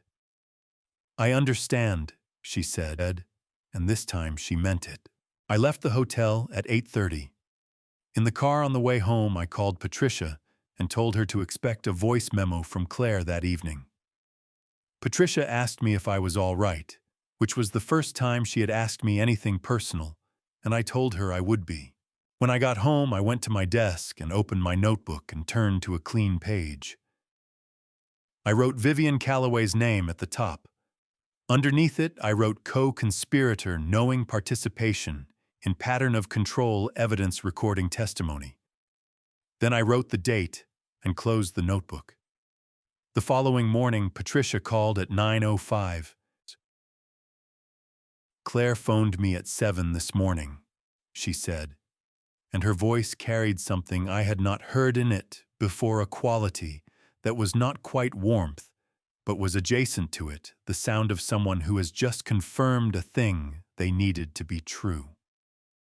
She is in, fully, and Walter, the recording changes things considerably. Vivian Calloway is not a bystander in this. She is a participant. I am adding her to the filing. I set the phone down on the desk and looked at the notebook. Then I looked at the copy of Brett's email still sitting in the folder. Her old man's not going to live forever. He had been wrong about that too. I was very much alive, and I was just getting started. I called Brett on a Tuesday afternoon and invited him to dinner. I kept my voice easy and unhurried, the way it sounds when a man has nothing particular on his mind, which is a tone I had to practice standing in my kitchen with the phone in my hand, running through the sentence twice before I dialed. I told him I wanted to talk, that things had been tense, and I did not want that between us, that I was making pot roast his choice of sides. There was a pause on his end of the line that lasted about 2 seconds, which was Brett calculating the way he always calculated, whether this was an opportunity or a trap. He decided it was an opportunity. That was the first mistake he made that evening. He arrived at 6:30 in a sport coat over a collared shirt, looking exactly as he always looked, assembled, confident, carrying a bottle of red wine he set on the counter with the practiced ease of a man who has learned that small gestures of generosity are excellent camouflage. He shook my hand with both of his, the double-handed grip that is supposed to communicate warmth and sincerity, and that I had always found in my experience to be most common among people who have neither. "I'm glad you called, Walter," he said. "I've been wanting to clear the air." "Sit down," I said. "Dinner's almost ready." I had set the table the way Eleanor used to set it for guests. The good placemats, the cloth napkins, the water glasses that came out only when the occasion warranted. Brett noticed. I could see him register it and file it as confirmation that this was a reconciliation dinner, that the old man had decided to smooth things over. He poured 2 glasses of his wine and settled into the chair across from me, with the comfortable authority of a man who believes he is the most capable person in any room he enters. We talked about neutral things while I served the food. The Braves season, the road construction on Peachtree Industrial that had been slowing traffic for 3 months. Brett had opinions about all of it, delivered with the energetic confidence of someone who enjoys the sound of his own expertise. I asked questions at the right intervals. I refilled his water glass. I was a perfectly attentive host. In my right jacket pocket, my phone was running a voice memo. 31 minutes into dinner, I set my fork down and looked at him directly. "Brett," I said, I have been thinking about the future, about the house, about what makes sense going forward at my age. I would like your perspective given your professional background. He leaned forward, slightly interested. This was his territory property value positioning. What are you thinking? He asked. Yeah, I'm thinking about whether it makes sense to hold on to a property this size, I said. What do you think this house is worth in the current market? What followed was 11 minutes of Brett telling me in enthusiastic and increasingly specific detail exactly how he had been thinking about my property. He cited comparable sales in the neighborhood. He referenced the lot size and the renovation potential. He mentioned with the casual ease of a man who has rehearsed the idea into naturalness that a property like mine handled correctly during an estate transition could yield significantly more than a standard market sale if the timing and the paperwork were managed by someone who understood the process. Estate transition. Paperwork managed by someone who understood the process. I kept my expression interested and open. I asked a clarifying question about what estate transition meant in practical terms. He explained it to me. He used the word inheritance twice. He said at one point, with the confident smile of a man making a generous offer, "You really should let someone who knows these things handle it for you, Walter. It would take all the complexity off your plate." I nodded slowly, as though I were considering this. "That makes sense," I said. "Who would you suggest?" He picked up his wine glass and turned it once in his hand. "Well," he said, "I'd be happy to be involved. I'm family after all. It keeps things simpler when it stays in the family." Family. There was that word again. I stood up and began clearing the plates, and Brett helped in the easy, familiar way that is designed to look like comfort and feel like belonging. He carried the serving dish to the counter and leaned against it while I rinsed the plates, and he said, in the lighter tone of a man moving toward the end of a successful evening, "I think you and I understand each other, Walter. I think we both want what's best for Claire and for everyone." "I think so too," I said. After he left at 8:45, I stood in my kitchen and listened to the sound of his car pulling out of the driveway. Then I reached into my jacket pocket and stopped the voice memo.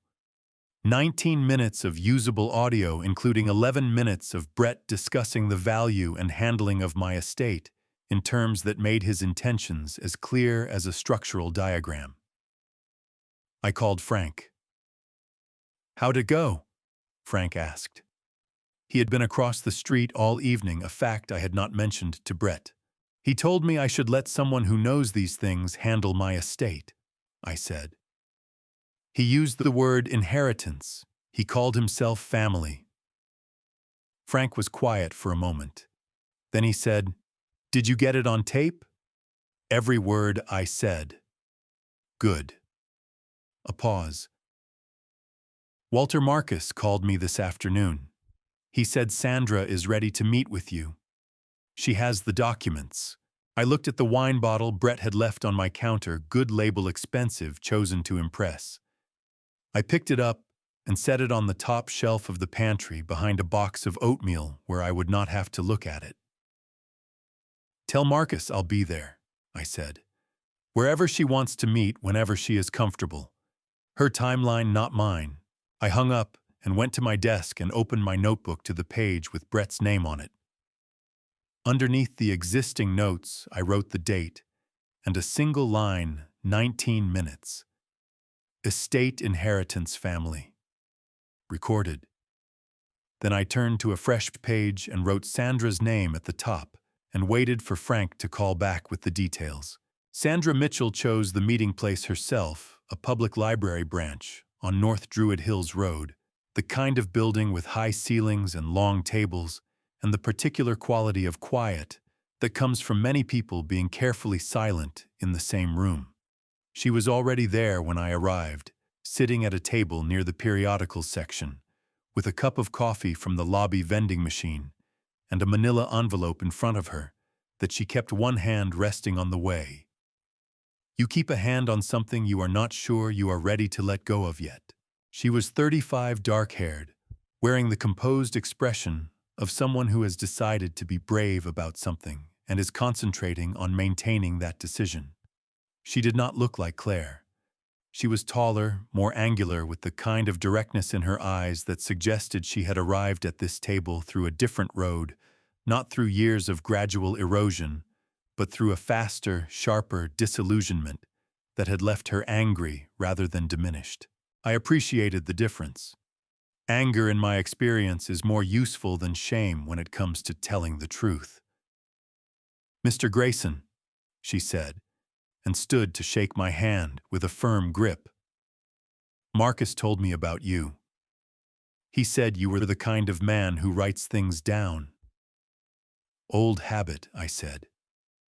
I sat across from her and placed my notebook on the table but did not open it.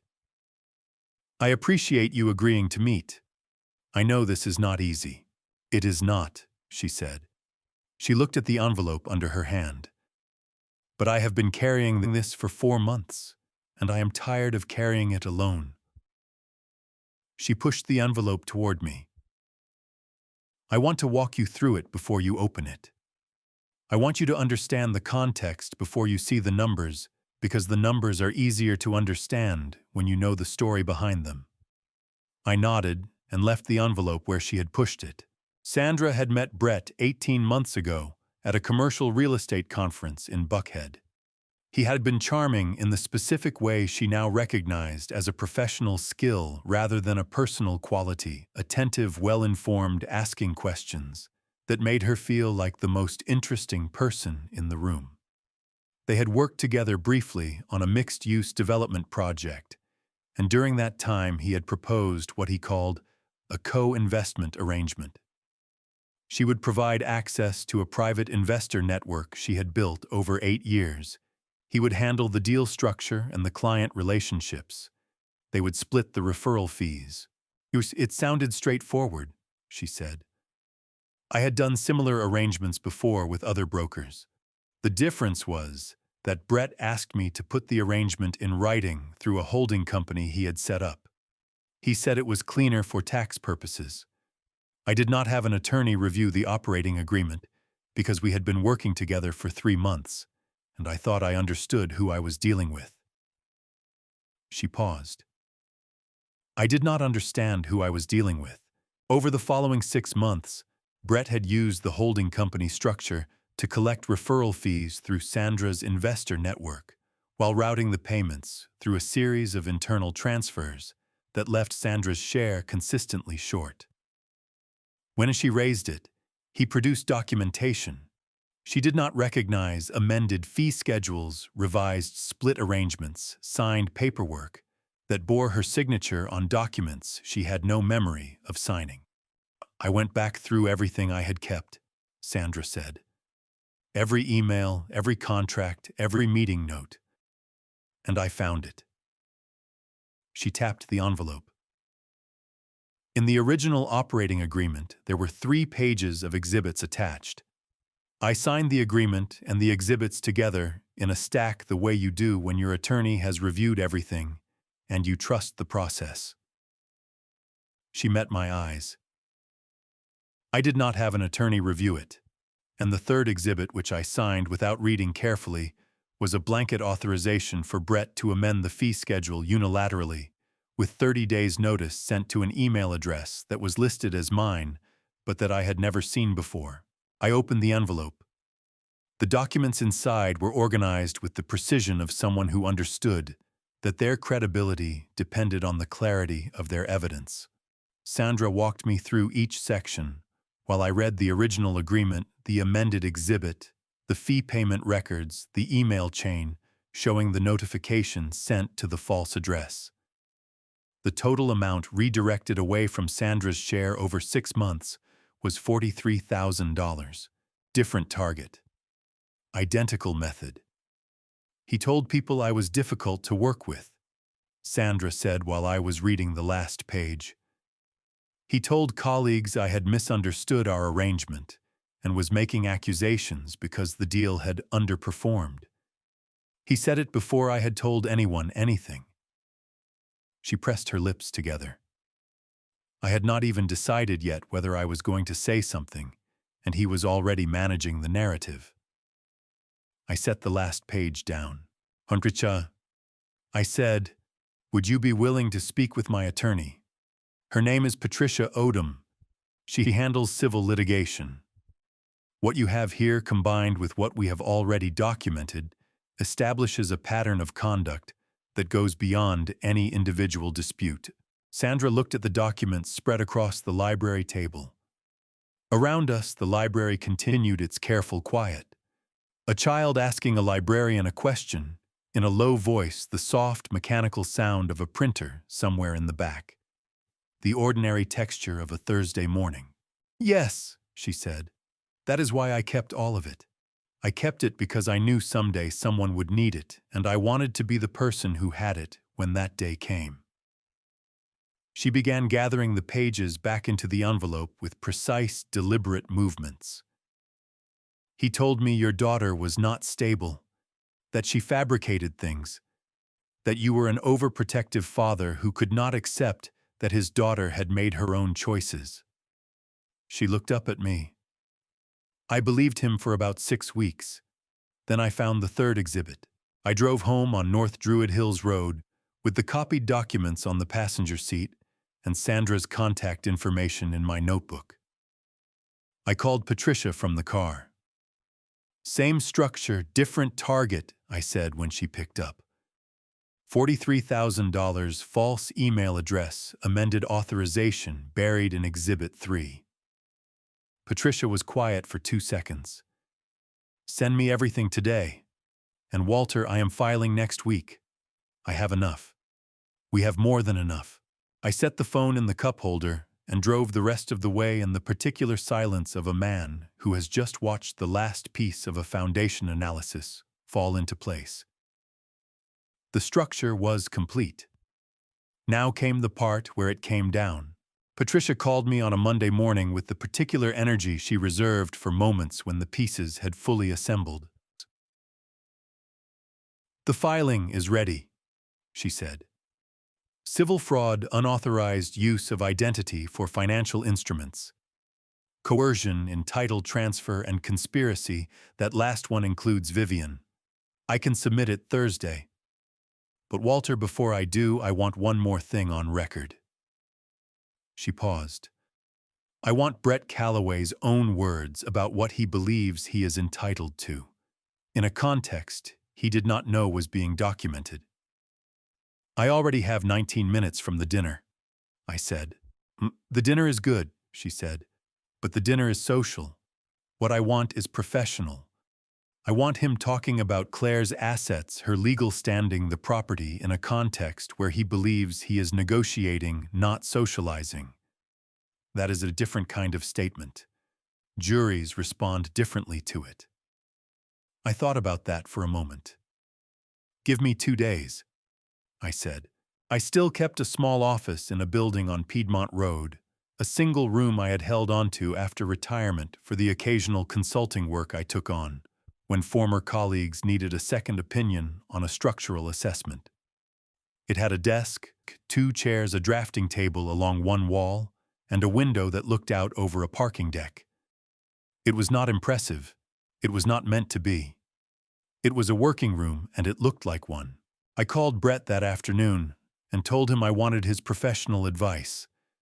I said I had been thinking about the property conversation we had at dinner and wanted to follow up properly in a more focused setting. I said I had some documents I wanted him to look at.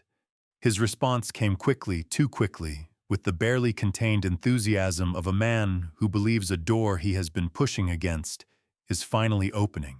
He arrived at my office on Wednesday at 3 o'clock in a full suit, which told me he had dressed for a closing rather than a consultation. He carried a leather portfolio under his arm. He had brought his own paperwork.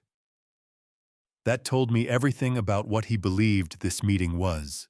I offered him the chair across the desk. I offered him water, which he declined. I set a folder on the desk between us. Inside were photocopies of documents he had already seen, the kind of material that looked like financial planning without being anything actionable, enough to make the meeting look like what I had described. I let him lead. "So," Brett said, leaning forward with his portfolio open on his knee, "you mentioned you wanted to talk about the property. I think that's smart, Walter, getting ahead of these things before they become complicated." He produced a printed sheet from his portfolio, a property valuation summary. My property. He had already commissioned one. "I had some numbers run. The market in your neighborhood is strong right now. If we were looking at a transition in the next 12 to 18 months, the timing would be favorable." 12 to 18 months. He had a timeline. "What kind of transition are you thinking?" I asked. "Well, that depends on the structure," he said. "If the property goes through probate, you lose flexibility and time. But if it's handled through a trust arrangement or through a direct transfer, while you're still in a position to make those decisions." He paused, choosing the next words with the care of a man who is almost saying something he knows he should not say. "It can be much cleaner. For everyone involved." "For everyone," I said, "meaning Claire." "You meaning the family," he said. He smiled. "Claire and I are working through some things right now, but at the end of the day, Walter, we are still married. What's good for the family is good for everyone." Still married. He was still using that. "And where do you see yourself in that arrangement?" I asked. He set the valuation sheet on the desk and pushed it toward me. "I see myself making sure this is handled correctly. That's all. You've worked your whole life for what you have. You deserve someone in your corner who understands how these things work." He tapped the sheet with one finger. "I can make sure the right people are involved. I can make sure Claire is taken care of. And I can make sure the transition happens on your terms." Your terms. Claire is taken care of. The right people. Every sentence was a door he was walking through on his own. I let 30 seconds pass.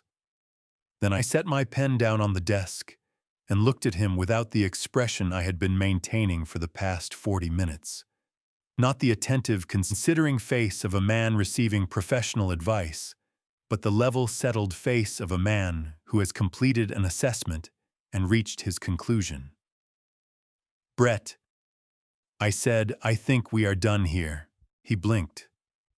The smile held for a moment by inertia, then began to recalibrate. "What do you mean?"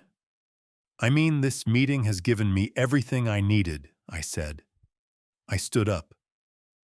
"I appreciate you coming in."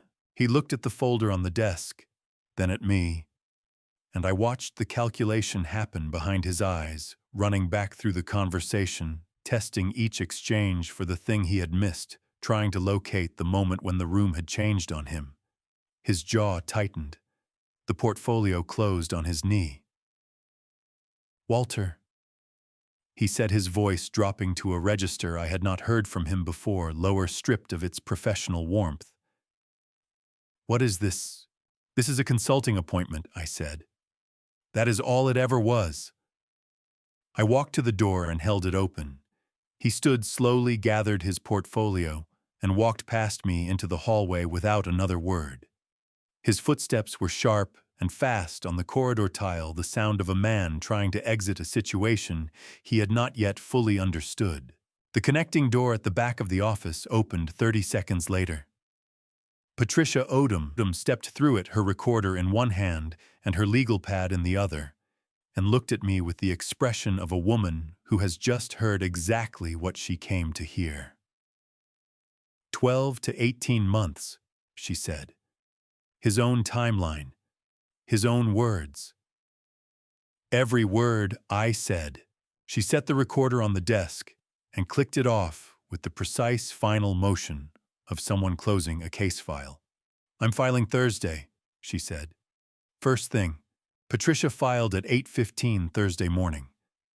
She sent me a text at 8:17 that said only done. Clock starts now. I read it sitting at my kitchen table with my first cup of coffee, and I held the phone in both hands for a moment, the way you hold something you have been working toward for a long time and are not quite sure what to do with now that it has arrived. Then I set the phone down and finished my coffee.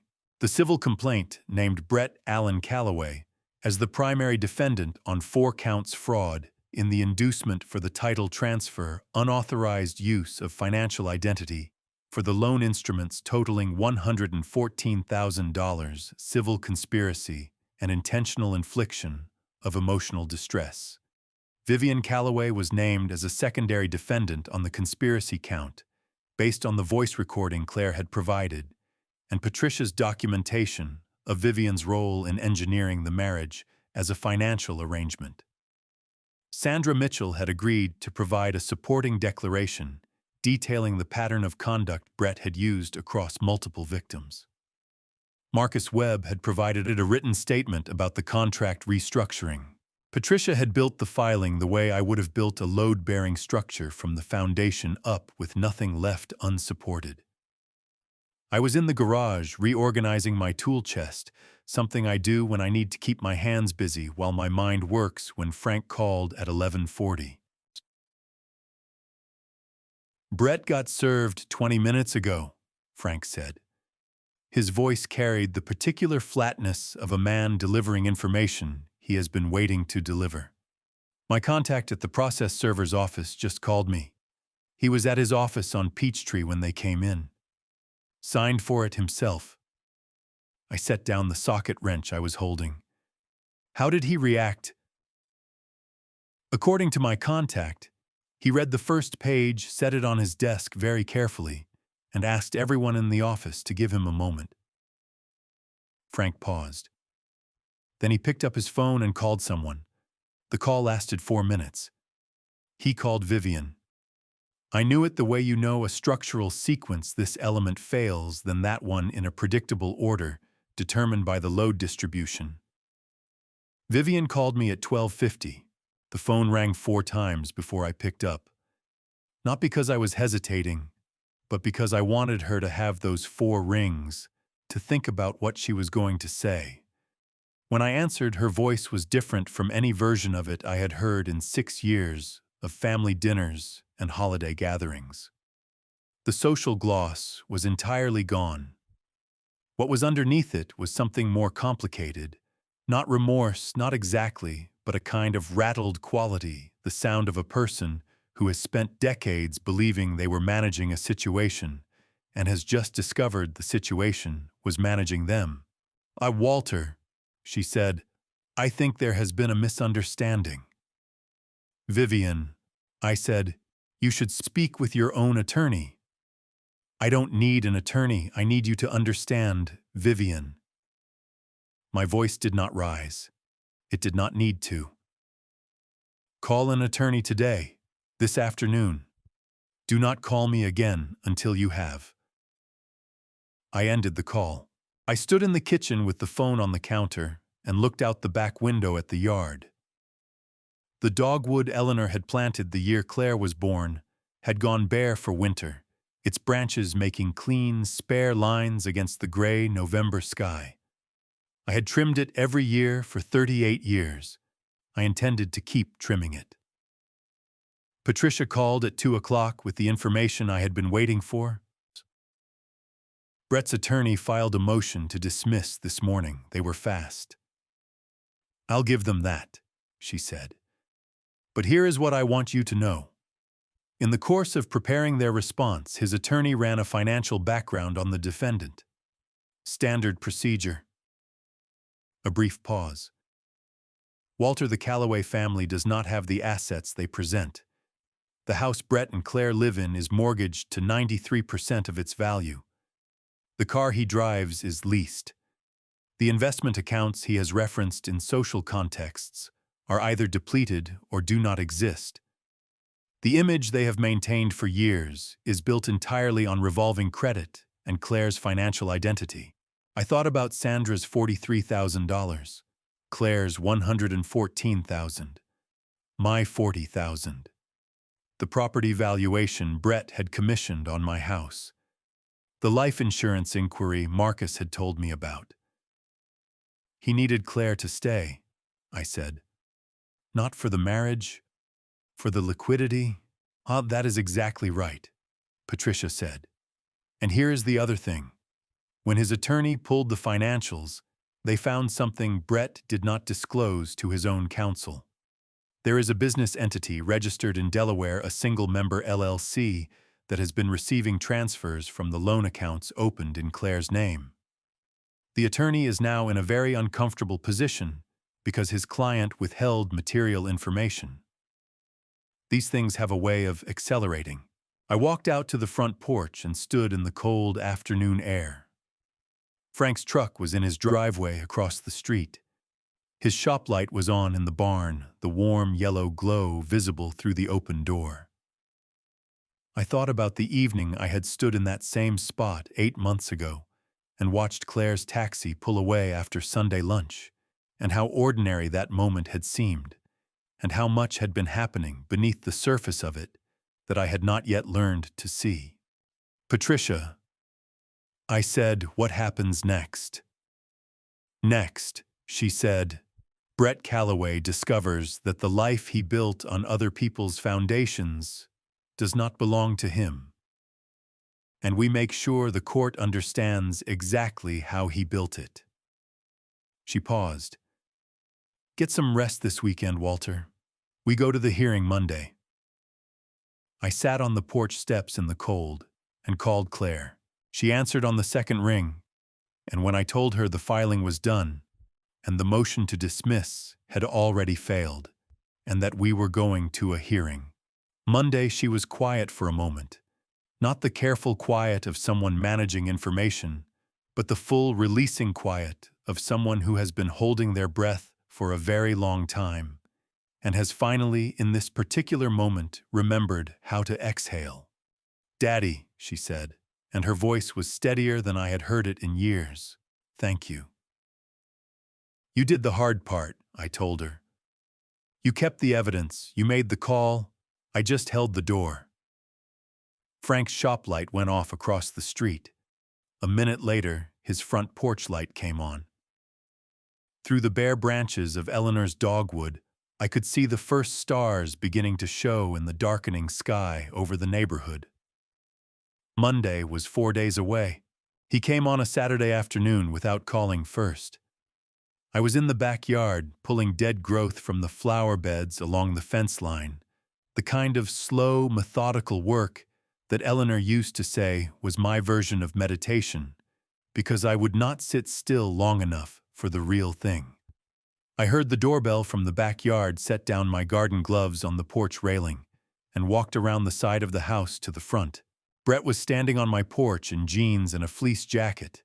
No sport coat, no portfolio, no bottle of wine. The absence of those things told me more than their presence ever had. He looked like a man who had spent 2 nights not sleeping, which I suspected was accurate. His jaw carried the particular tension of someone who has been clenching their teeth without realizing it, and his eyes moved to my face, and then away, and then back, the restless assessment of a person who is trying to read a situation. They no longer feel confident they understand. Walter, he said, I was hoping we could talk. I looked at him for a moment. Then I stepped back and held the door open. I did not offer him coffee. I did not set the table. I led him to the living room and sat in the armchair by the window, Eleanor's chair, the one I never sat in except when I needed to think clearly, and I gestured to the couch across from it. Brett sat on the edge of it, his elbows on his knees, his hands clasped in front of him, in the posture of a man rehearsing sincerity. I want to fix this, he said, before Monday, before it goes any further. He looked at his hands, then at me. I know things have gotten complicated. I know there are things I should have done differently. But Walter, at the end of the day, Claire and I are still married, and you and I are still family, and I think if we can sit down together and talk through this, without the attorneys involved, we can find something that works for everyone. I let him finish. The room was quiet in the way of a Saturday afternoon in November. The distant sound of a neighbor's leaf blower somewhere down the block. The tick of the clock on the mantel that I wound every Sunday morning, out of a habit I had maintained for 30 years, without examining why. Brett. I said, "How much of the money do you intend to return?" He blinked. He had not expected me to go there directly. That's something we could work out. That's exactly the kind of thing I think we could resolve between us without making it a court matter. The loan instruments total $114,000, I said. That is Claire's money borrowed in her name without her meaningful consent. Add the $40,000 I gave you for a project that never failed. That is $154,000. How much of that are you prepared to return and on what timeline? He opened his mouth and closed it. The number said plainly in the quiet of my living room on a Saturday afternoon, did something to his expression that all the legal filings had not quite managed. It made it real in a way that documents do not. The way a load calculation becomes real only when you are standing under the structure it describes. "Walter, I understand you're angry," he said, shifting tack with the speed of a man who has been trained to redirect. "And you have every right to be. But think about what a trial does to Claire. Think about what it does to her professionally, personally. This kind of thing gets into the public record. It follows people." He leaned forward slightly. "I am trying to protect her from that." The leaf blower down the block stopped. The clock ticked. You have spent 6 years telling Claire what you were doing was for her benefit," I said. "I would like you to hear how that sounds from where I am sitting." His jaw tightened. The rehearsed sincerity began to wear through the way a poor paint job shows its problems in cold weather. "I'm still her husband," he said, and the warmth in his voice had gone thin. "Whatever your attorney is saying, whatever Claire thinks she wants right now, I am still legally her husband, and I have rights in this situation." "Yes," I said. "You do. And Patricia Odom knows exactly what they are." I stood up. "Brett, I am going to say something to you plainly, and I want you to hear it the way it is meant, without anger and without negotiation." I looked at him steadily. "You are not my son-in-law. A son-in-law is a man who treats his wife's family the way he would want his own family treated. A son-in-law is a man who builds something with the person he married, instead of dismantling her." I walked to the front door and put my hand on the knob. "You used the title of family the way some people use a contractor's license to get access to something you had not earned and could not have gotten otherwise. That is not family. That is trespass." Brett stood. He picked up nothing because he had brought nothing. He crossed the room slowly, and when he reached the doorway, he stopped, and for a moment I saw something cross his face that was neither calculation nor performance. Something younger and rawer than either the look of a man confronting a version of himself he has been successfully avoiding for a long time. "Walter," he started. "Monday," I said. 8:30, courtroom 4? He walked down the porch steps without looking back. I watched him get into the leased car in my driveway and back out onto the street with the stiff mechanical movements of a man operating on the last reserves of composure he has. I closed the door. I stood in the hallway for a moment, with my hand still on the knob, breathing evenly, taking stock of my own interior. The way I used to take stock of a job site at the end of a long day, checking for damage, assessing the condition of things, making sure the structure had held. It had held. I called Frank from the kitchen. "He came," Frank said immediately. It was not a question. "He came, I confirmed. He offered to resolve it privately. He said he was trying to protect Claire. I paused. He said he was still her husband. Frank made a sound that in 22 years of friendship, I had learned to interpret as the equivalent of a full paragraph of opinion compressed into a single syllable. "How'd he look when he left?" he asked. "Like a man who just found out the foundation he built on belongs to someone else," I said. Frank was quiet for a moment. Then, "Walter, Vivian called me this afternoon. She got my number from somewhere, I don't know how. She said she wants to talk to you. She said Brett told her this morning that everything was her idea. All of it."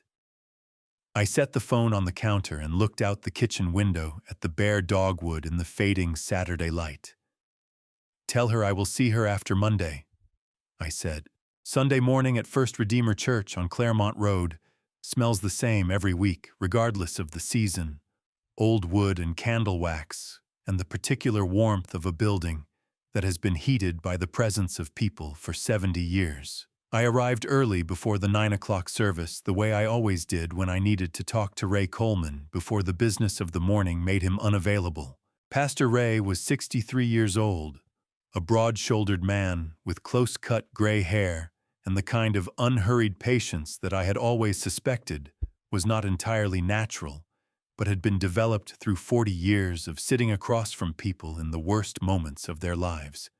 He had officiated at Eleanor's funeral.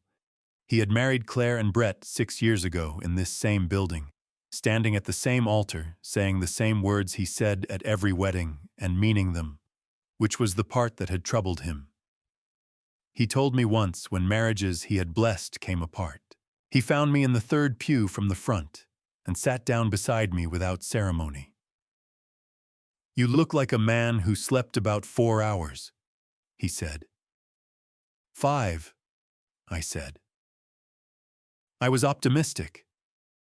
He folded his hands in his lap and looked at the altar. "Tomorrow is the hearing." "Tomorrow is the hearing," I confirmed. We sat quietly for a moment in the way of two people who have known each other long enough that silence does not require filling. The morning light came through the stained glass on the east wall in long colored bars that moved slowly across the floor as the sun climbed. "Ray," I said, "she called me last night. Claire. She said she feels ready.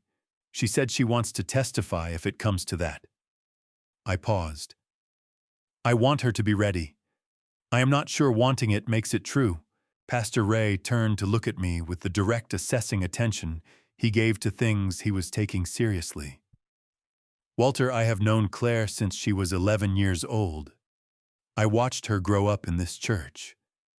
I watched her walk down that aisle 6 years ago." He paused. "And I want to tell you something that I have been thinking about since you told me what was happening." He looked back at the altar. The Claire who walked down that aisle was already strong. What Brett did was not break a weak person. It was try to convince a strong one that she was weak. There is a significant difference. He turned back to me. "She will be ready." I held on to that for a moment. Then I nodded. "Ray," I said, "someone asked me last week who I would be when this was over. I have been thinking about it since." He smiled, small and knowing. "Who do you think you will be?" "The same man," I said. "With fewer blind spots." He placed one hand briefly on my shoulder. Not a gesture of comfort, exactly more the gesture of a man confirming that something he has been checking on is still standing, and then stood and went to prepare for the service. I left before the congregation arrived and drove home on Claremont Road with the morning light flat and pale on the windshield, thinking about what Ray had said. Strong people convinced they are weak. That was its own kind of structural failure, not the material giving way, but the material being told consistently and systematically that it could not bear what it was already bearing. Vivian arrived at my house at 2:15 in the afternoon. I had been expecting her since Frank's call the previous evening, so I was not surprised by the knock at the door. What surprised me was how she looked. I had seen Vivian Calloway at 6 years of family gatherings, always composed, always dressed with the deliberate care of a woman who considered her appearance a form of communication. The woman on my porch on this Sunday afternoon was wearing a plain wool coat and flat shoes, and had the look of someone who had removed something heavy from her face and not yet decided what to put in its place. I held the door open. She came inside and stood in my hallway without moving toward the living room, as if she did not feel she had permission to go further. "He told me this morning," she said. Her voice was steady in the effortful way of someone who has been crying and has stopped. "He called his attorney and told him that the arrangement, the one where he approached Claire's family, where we identified her as a suitable match for Brett, he told them that was entirely my initiative, that he had reservations from the beginning." She pressed her lips together. 31 years I have been his mother, and he handed me to his attorney like a line item he needed to move off his balance sheet. I did not respond immediately. I was thinking about Claire's recording, about the voice on that audio file in my daughter's kitchen, telling my daughter that what she had lost was a consequence of her own weakness. I was thinking about a woman who had looked at my daughter 6 years ago and seen not a person but a resource, and had arranged her son's life accordingly. Vivian was not a victim of Brett's strategy. She was its architect. That Brett had eventually turned the strategy on her did not change what she had built. "Vivian," I said, "what is it you want from me?" She looked at her hands. "I don't know," she said, and it was the most honest thing I had ever heard her say. "I think I wanted to tell someone who would understand what it feels like to have someone you protected use you as a shield." I looked at her for a long moment in the hallway of my house on a Sunday afternoon, one day before the hearing that would determine what remained of the structure she and her son had built on my daughter's life. "I understand what it feels like," I said carefully, "to love someone who does not deserve the full weight of what you gave them." I stepped back from the door. But Vivian, understanding that feeling does not change what happened, and it does not change Monday. I met her eyes. "You should go home. You should call your attorney. And you should think seriously about whether cooperation with Patricia Odom's office changes your position in this case." I paused. "That is the most useful advice I can give you today." She held my gaze for 3 seconds. Then she nodded once, not the mechanical nod of someone performing an agreement, but the slow, weighted nod of someone absorbing a truth they came looking for without knowing it. She turned and walked down the porch steps and got into her car, and I watched her drive away with the deliberate care of a woman navigating unfamiliar road. I closed the door and went to the kitchen and made coffee, and looked out at Eleanor's dogwood in the Sunday afternoon light, bare and clean against the pale sky. Tomorrow. The DeKalb County Courthouse on Memorial Drive opened its doors at 8 o'clock, and I was in the parking lot at 7:45. Claire was already there, sitting in the passenger seat of Donna Hess's car, 2 rows over a paper cup of coffee held in both hands, dressed in the kind of quiet, professional clothes that communicate seriousness without effort. She saw me cross the parking lot and got out of the car and walked toward me. And when she reached me, she did not say anything. She simply put her arms around me and held on for a moment with the grip of someone who is drawing on a source of steadiness before walking into something difficult. I held her back and said nothing because nothing was required. Donna gave me a small nod over Claire's shoulder. I nodded back. Patricia was waiting inside the lobby with her assistant, a young woman carrying 2 banker's boxes of organized documents. Patricia looked the way she always looked, before a proceeding calibrated contained already 3 steps ahead of the room she was about to enter. She handed me a visitor badge and said, "He brought his own attorney and a financial consultant. They filed a counter motion this morning claiming the loan instruments were jointly authorized." She said it without particular alarm. They are not going to prevail on that. I have 47 pages of documentation that says otherwise. But I want you to be aware that this will not be ceremonial. Courtroom 4 was on the 3rd floor, a mid-sized room with fluorescent lighting and the faintly institutional smell of carpet that has absorbed decades of difficult conversations. Brett was already seated at the defendant's table when we entered, his attorney beside him, his posture arranged in the careful composure of a man performing confidence for an audience of one, the judge. He did not look at Claire when she sat down. He did not look at me. Judge Patricia Harmon took the bench at 8:32. She was 60 years old, silver-haired with reading glasses on a chain around her neck, and the particular quality of attention that comes from 20 years of hearing people tell different versions of the same story and learning to find the thread of truth running through all of them.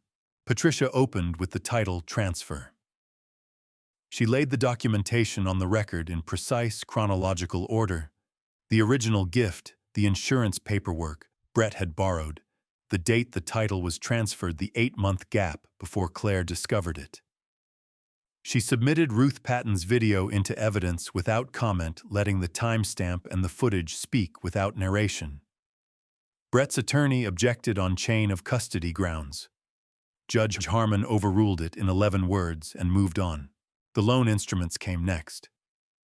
Patricia walked the judge through each of the 3 documents, the false statements of purpose, the disbursement accounts.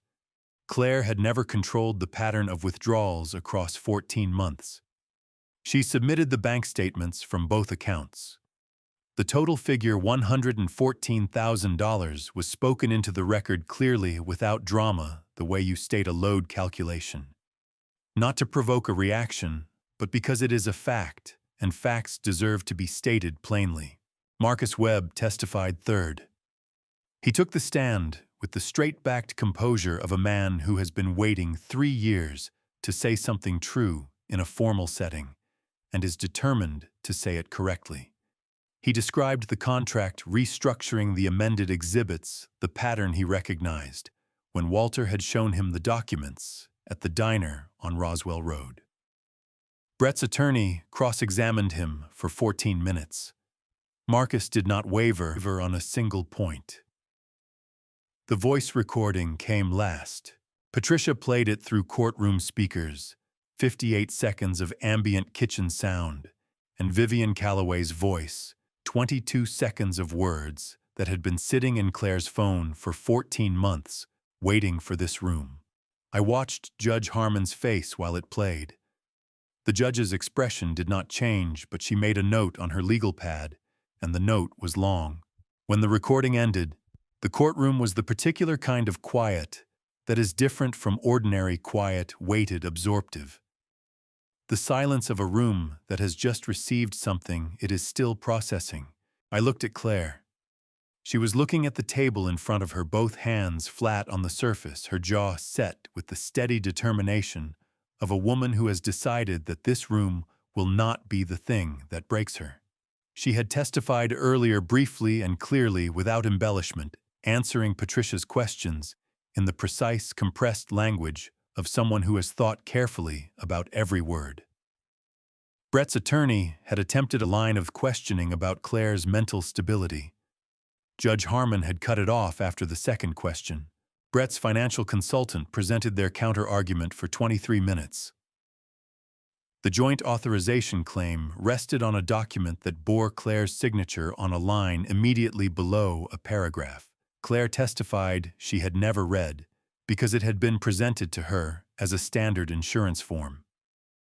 Patricia's rebuttal took 11 minutes and submitted the handwriting analysis comparing that signature to Claire's known samples across 6 other documents.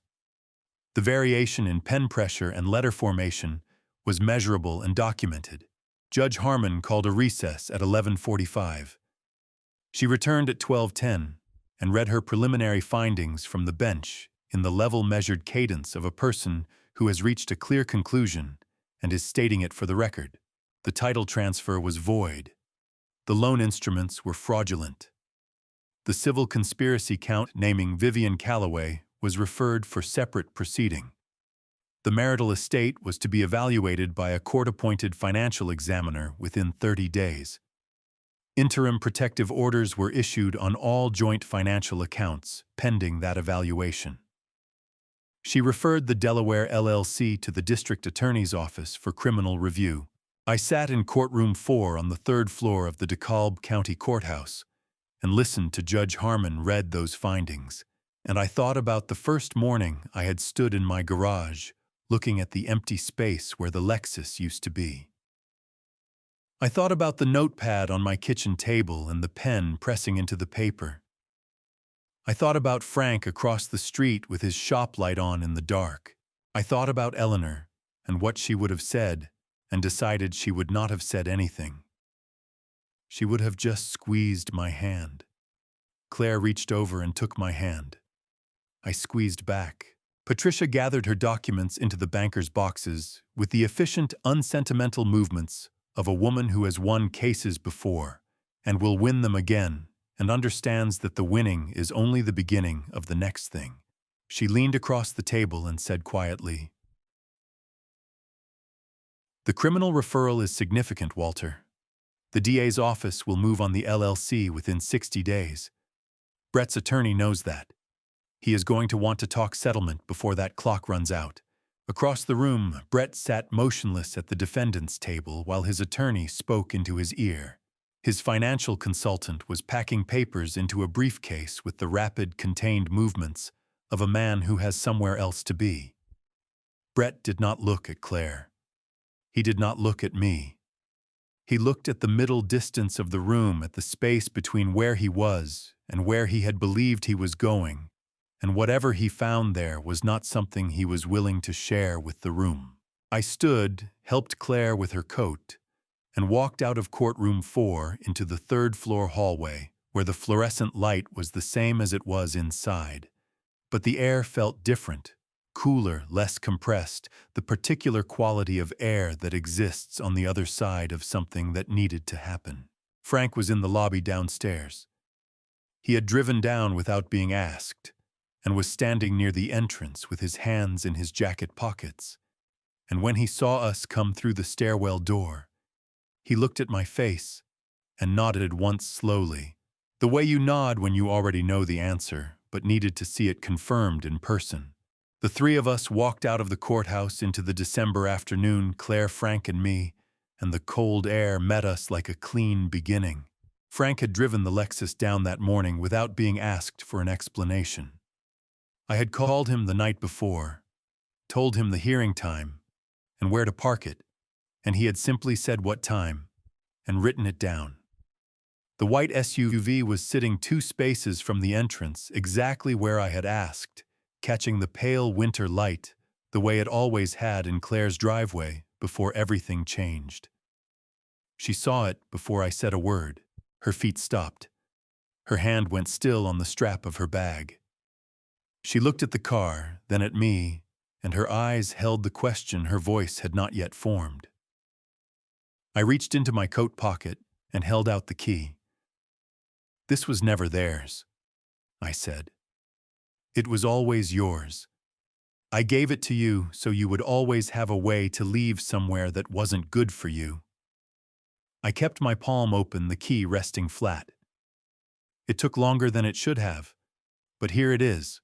She took it with both hands and held it the way you hold something that weighs more than its size explains. Then she looked up at me with eyes that were wet and clear, at the same time the expression of a woman who has been trying to reach a place for a long time and is still adjusting to the fact of having arrived. "Daddy." Her voice was soft and steady together. "Thank you for not giving up on me." "You never gave me a reason to," I said. "You kept the evidence. You walked into that courtroom and told the truth without flinching. I held the door. You walked through it." Frank cleared his throat beside us his way after 22 years of saying that a moment had finished and the world was ready to move again. Claire laughed. A real one, the kind that surprises the person it comes from. She wiped her eyes with the back of her hand and looked at Frank directly. "Thank you," she said, "for everything I probably don't even know about." Frank studied the middle distance. "Your father's a stubborn man," he said. "Somebody had to keep up with him." 18 months later, in June of 2024, I parked behind the white Lexus in the driveway of the small house Claire was renting in Decatur. She had opened her design studio that February, Grayson Interior Design, her name on the door, chosen by her, belonging entirely to her. Frank had been her first client. Donna had sent a card I still kept on my desk. I sat on her front porch with sweet tea she had made from Eleanor's recipe and watched the evening light move through the young dogwood trees she had planted in the yard that spring. Eleanor believed the most important thing a parent can give a child is not shelter from difficulty, but the certain knowledge that they are worth fighting for. I had believed that once in the easy way before. I was required to prove it. I knew it differently now. Looking back, I think about what this grandpa story really cost me, not in money, not in courtroom hours, but in the quiet realization that I built a career reading structural failures and missed the one happening inside my own home. So let me say this plainly, the way I would say it to a man sitting across from me at Frank's workbench: do not make my mistake. Do not confuse silence for peace or a closed door for protection. When someone you love stops calling, stop assuming they are simply busy. Ask. Show up. Because the longer a hidden fracture goes unexamined, the deeper it runs. I believe God put me through this family story, not to punish me, but to show me that love without accountability is not love. It is just comfort wearing a familiar face. If this grandpa story reached you, I would genuinely like to know. Leave a comment telling me what moment stayed with you. Share this with someone who needs to hear it. And if these family stories matter to you, subscribe, because there are more coming, and every one of them carries a truth worth keeping. Thank you for staying until the very end. It means more than you know. A quick note: upcoming stories contain fictional elements added for educational purposes. If that is not what you are looking for, we completely understand. Explore other content that fits you better.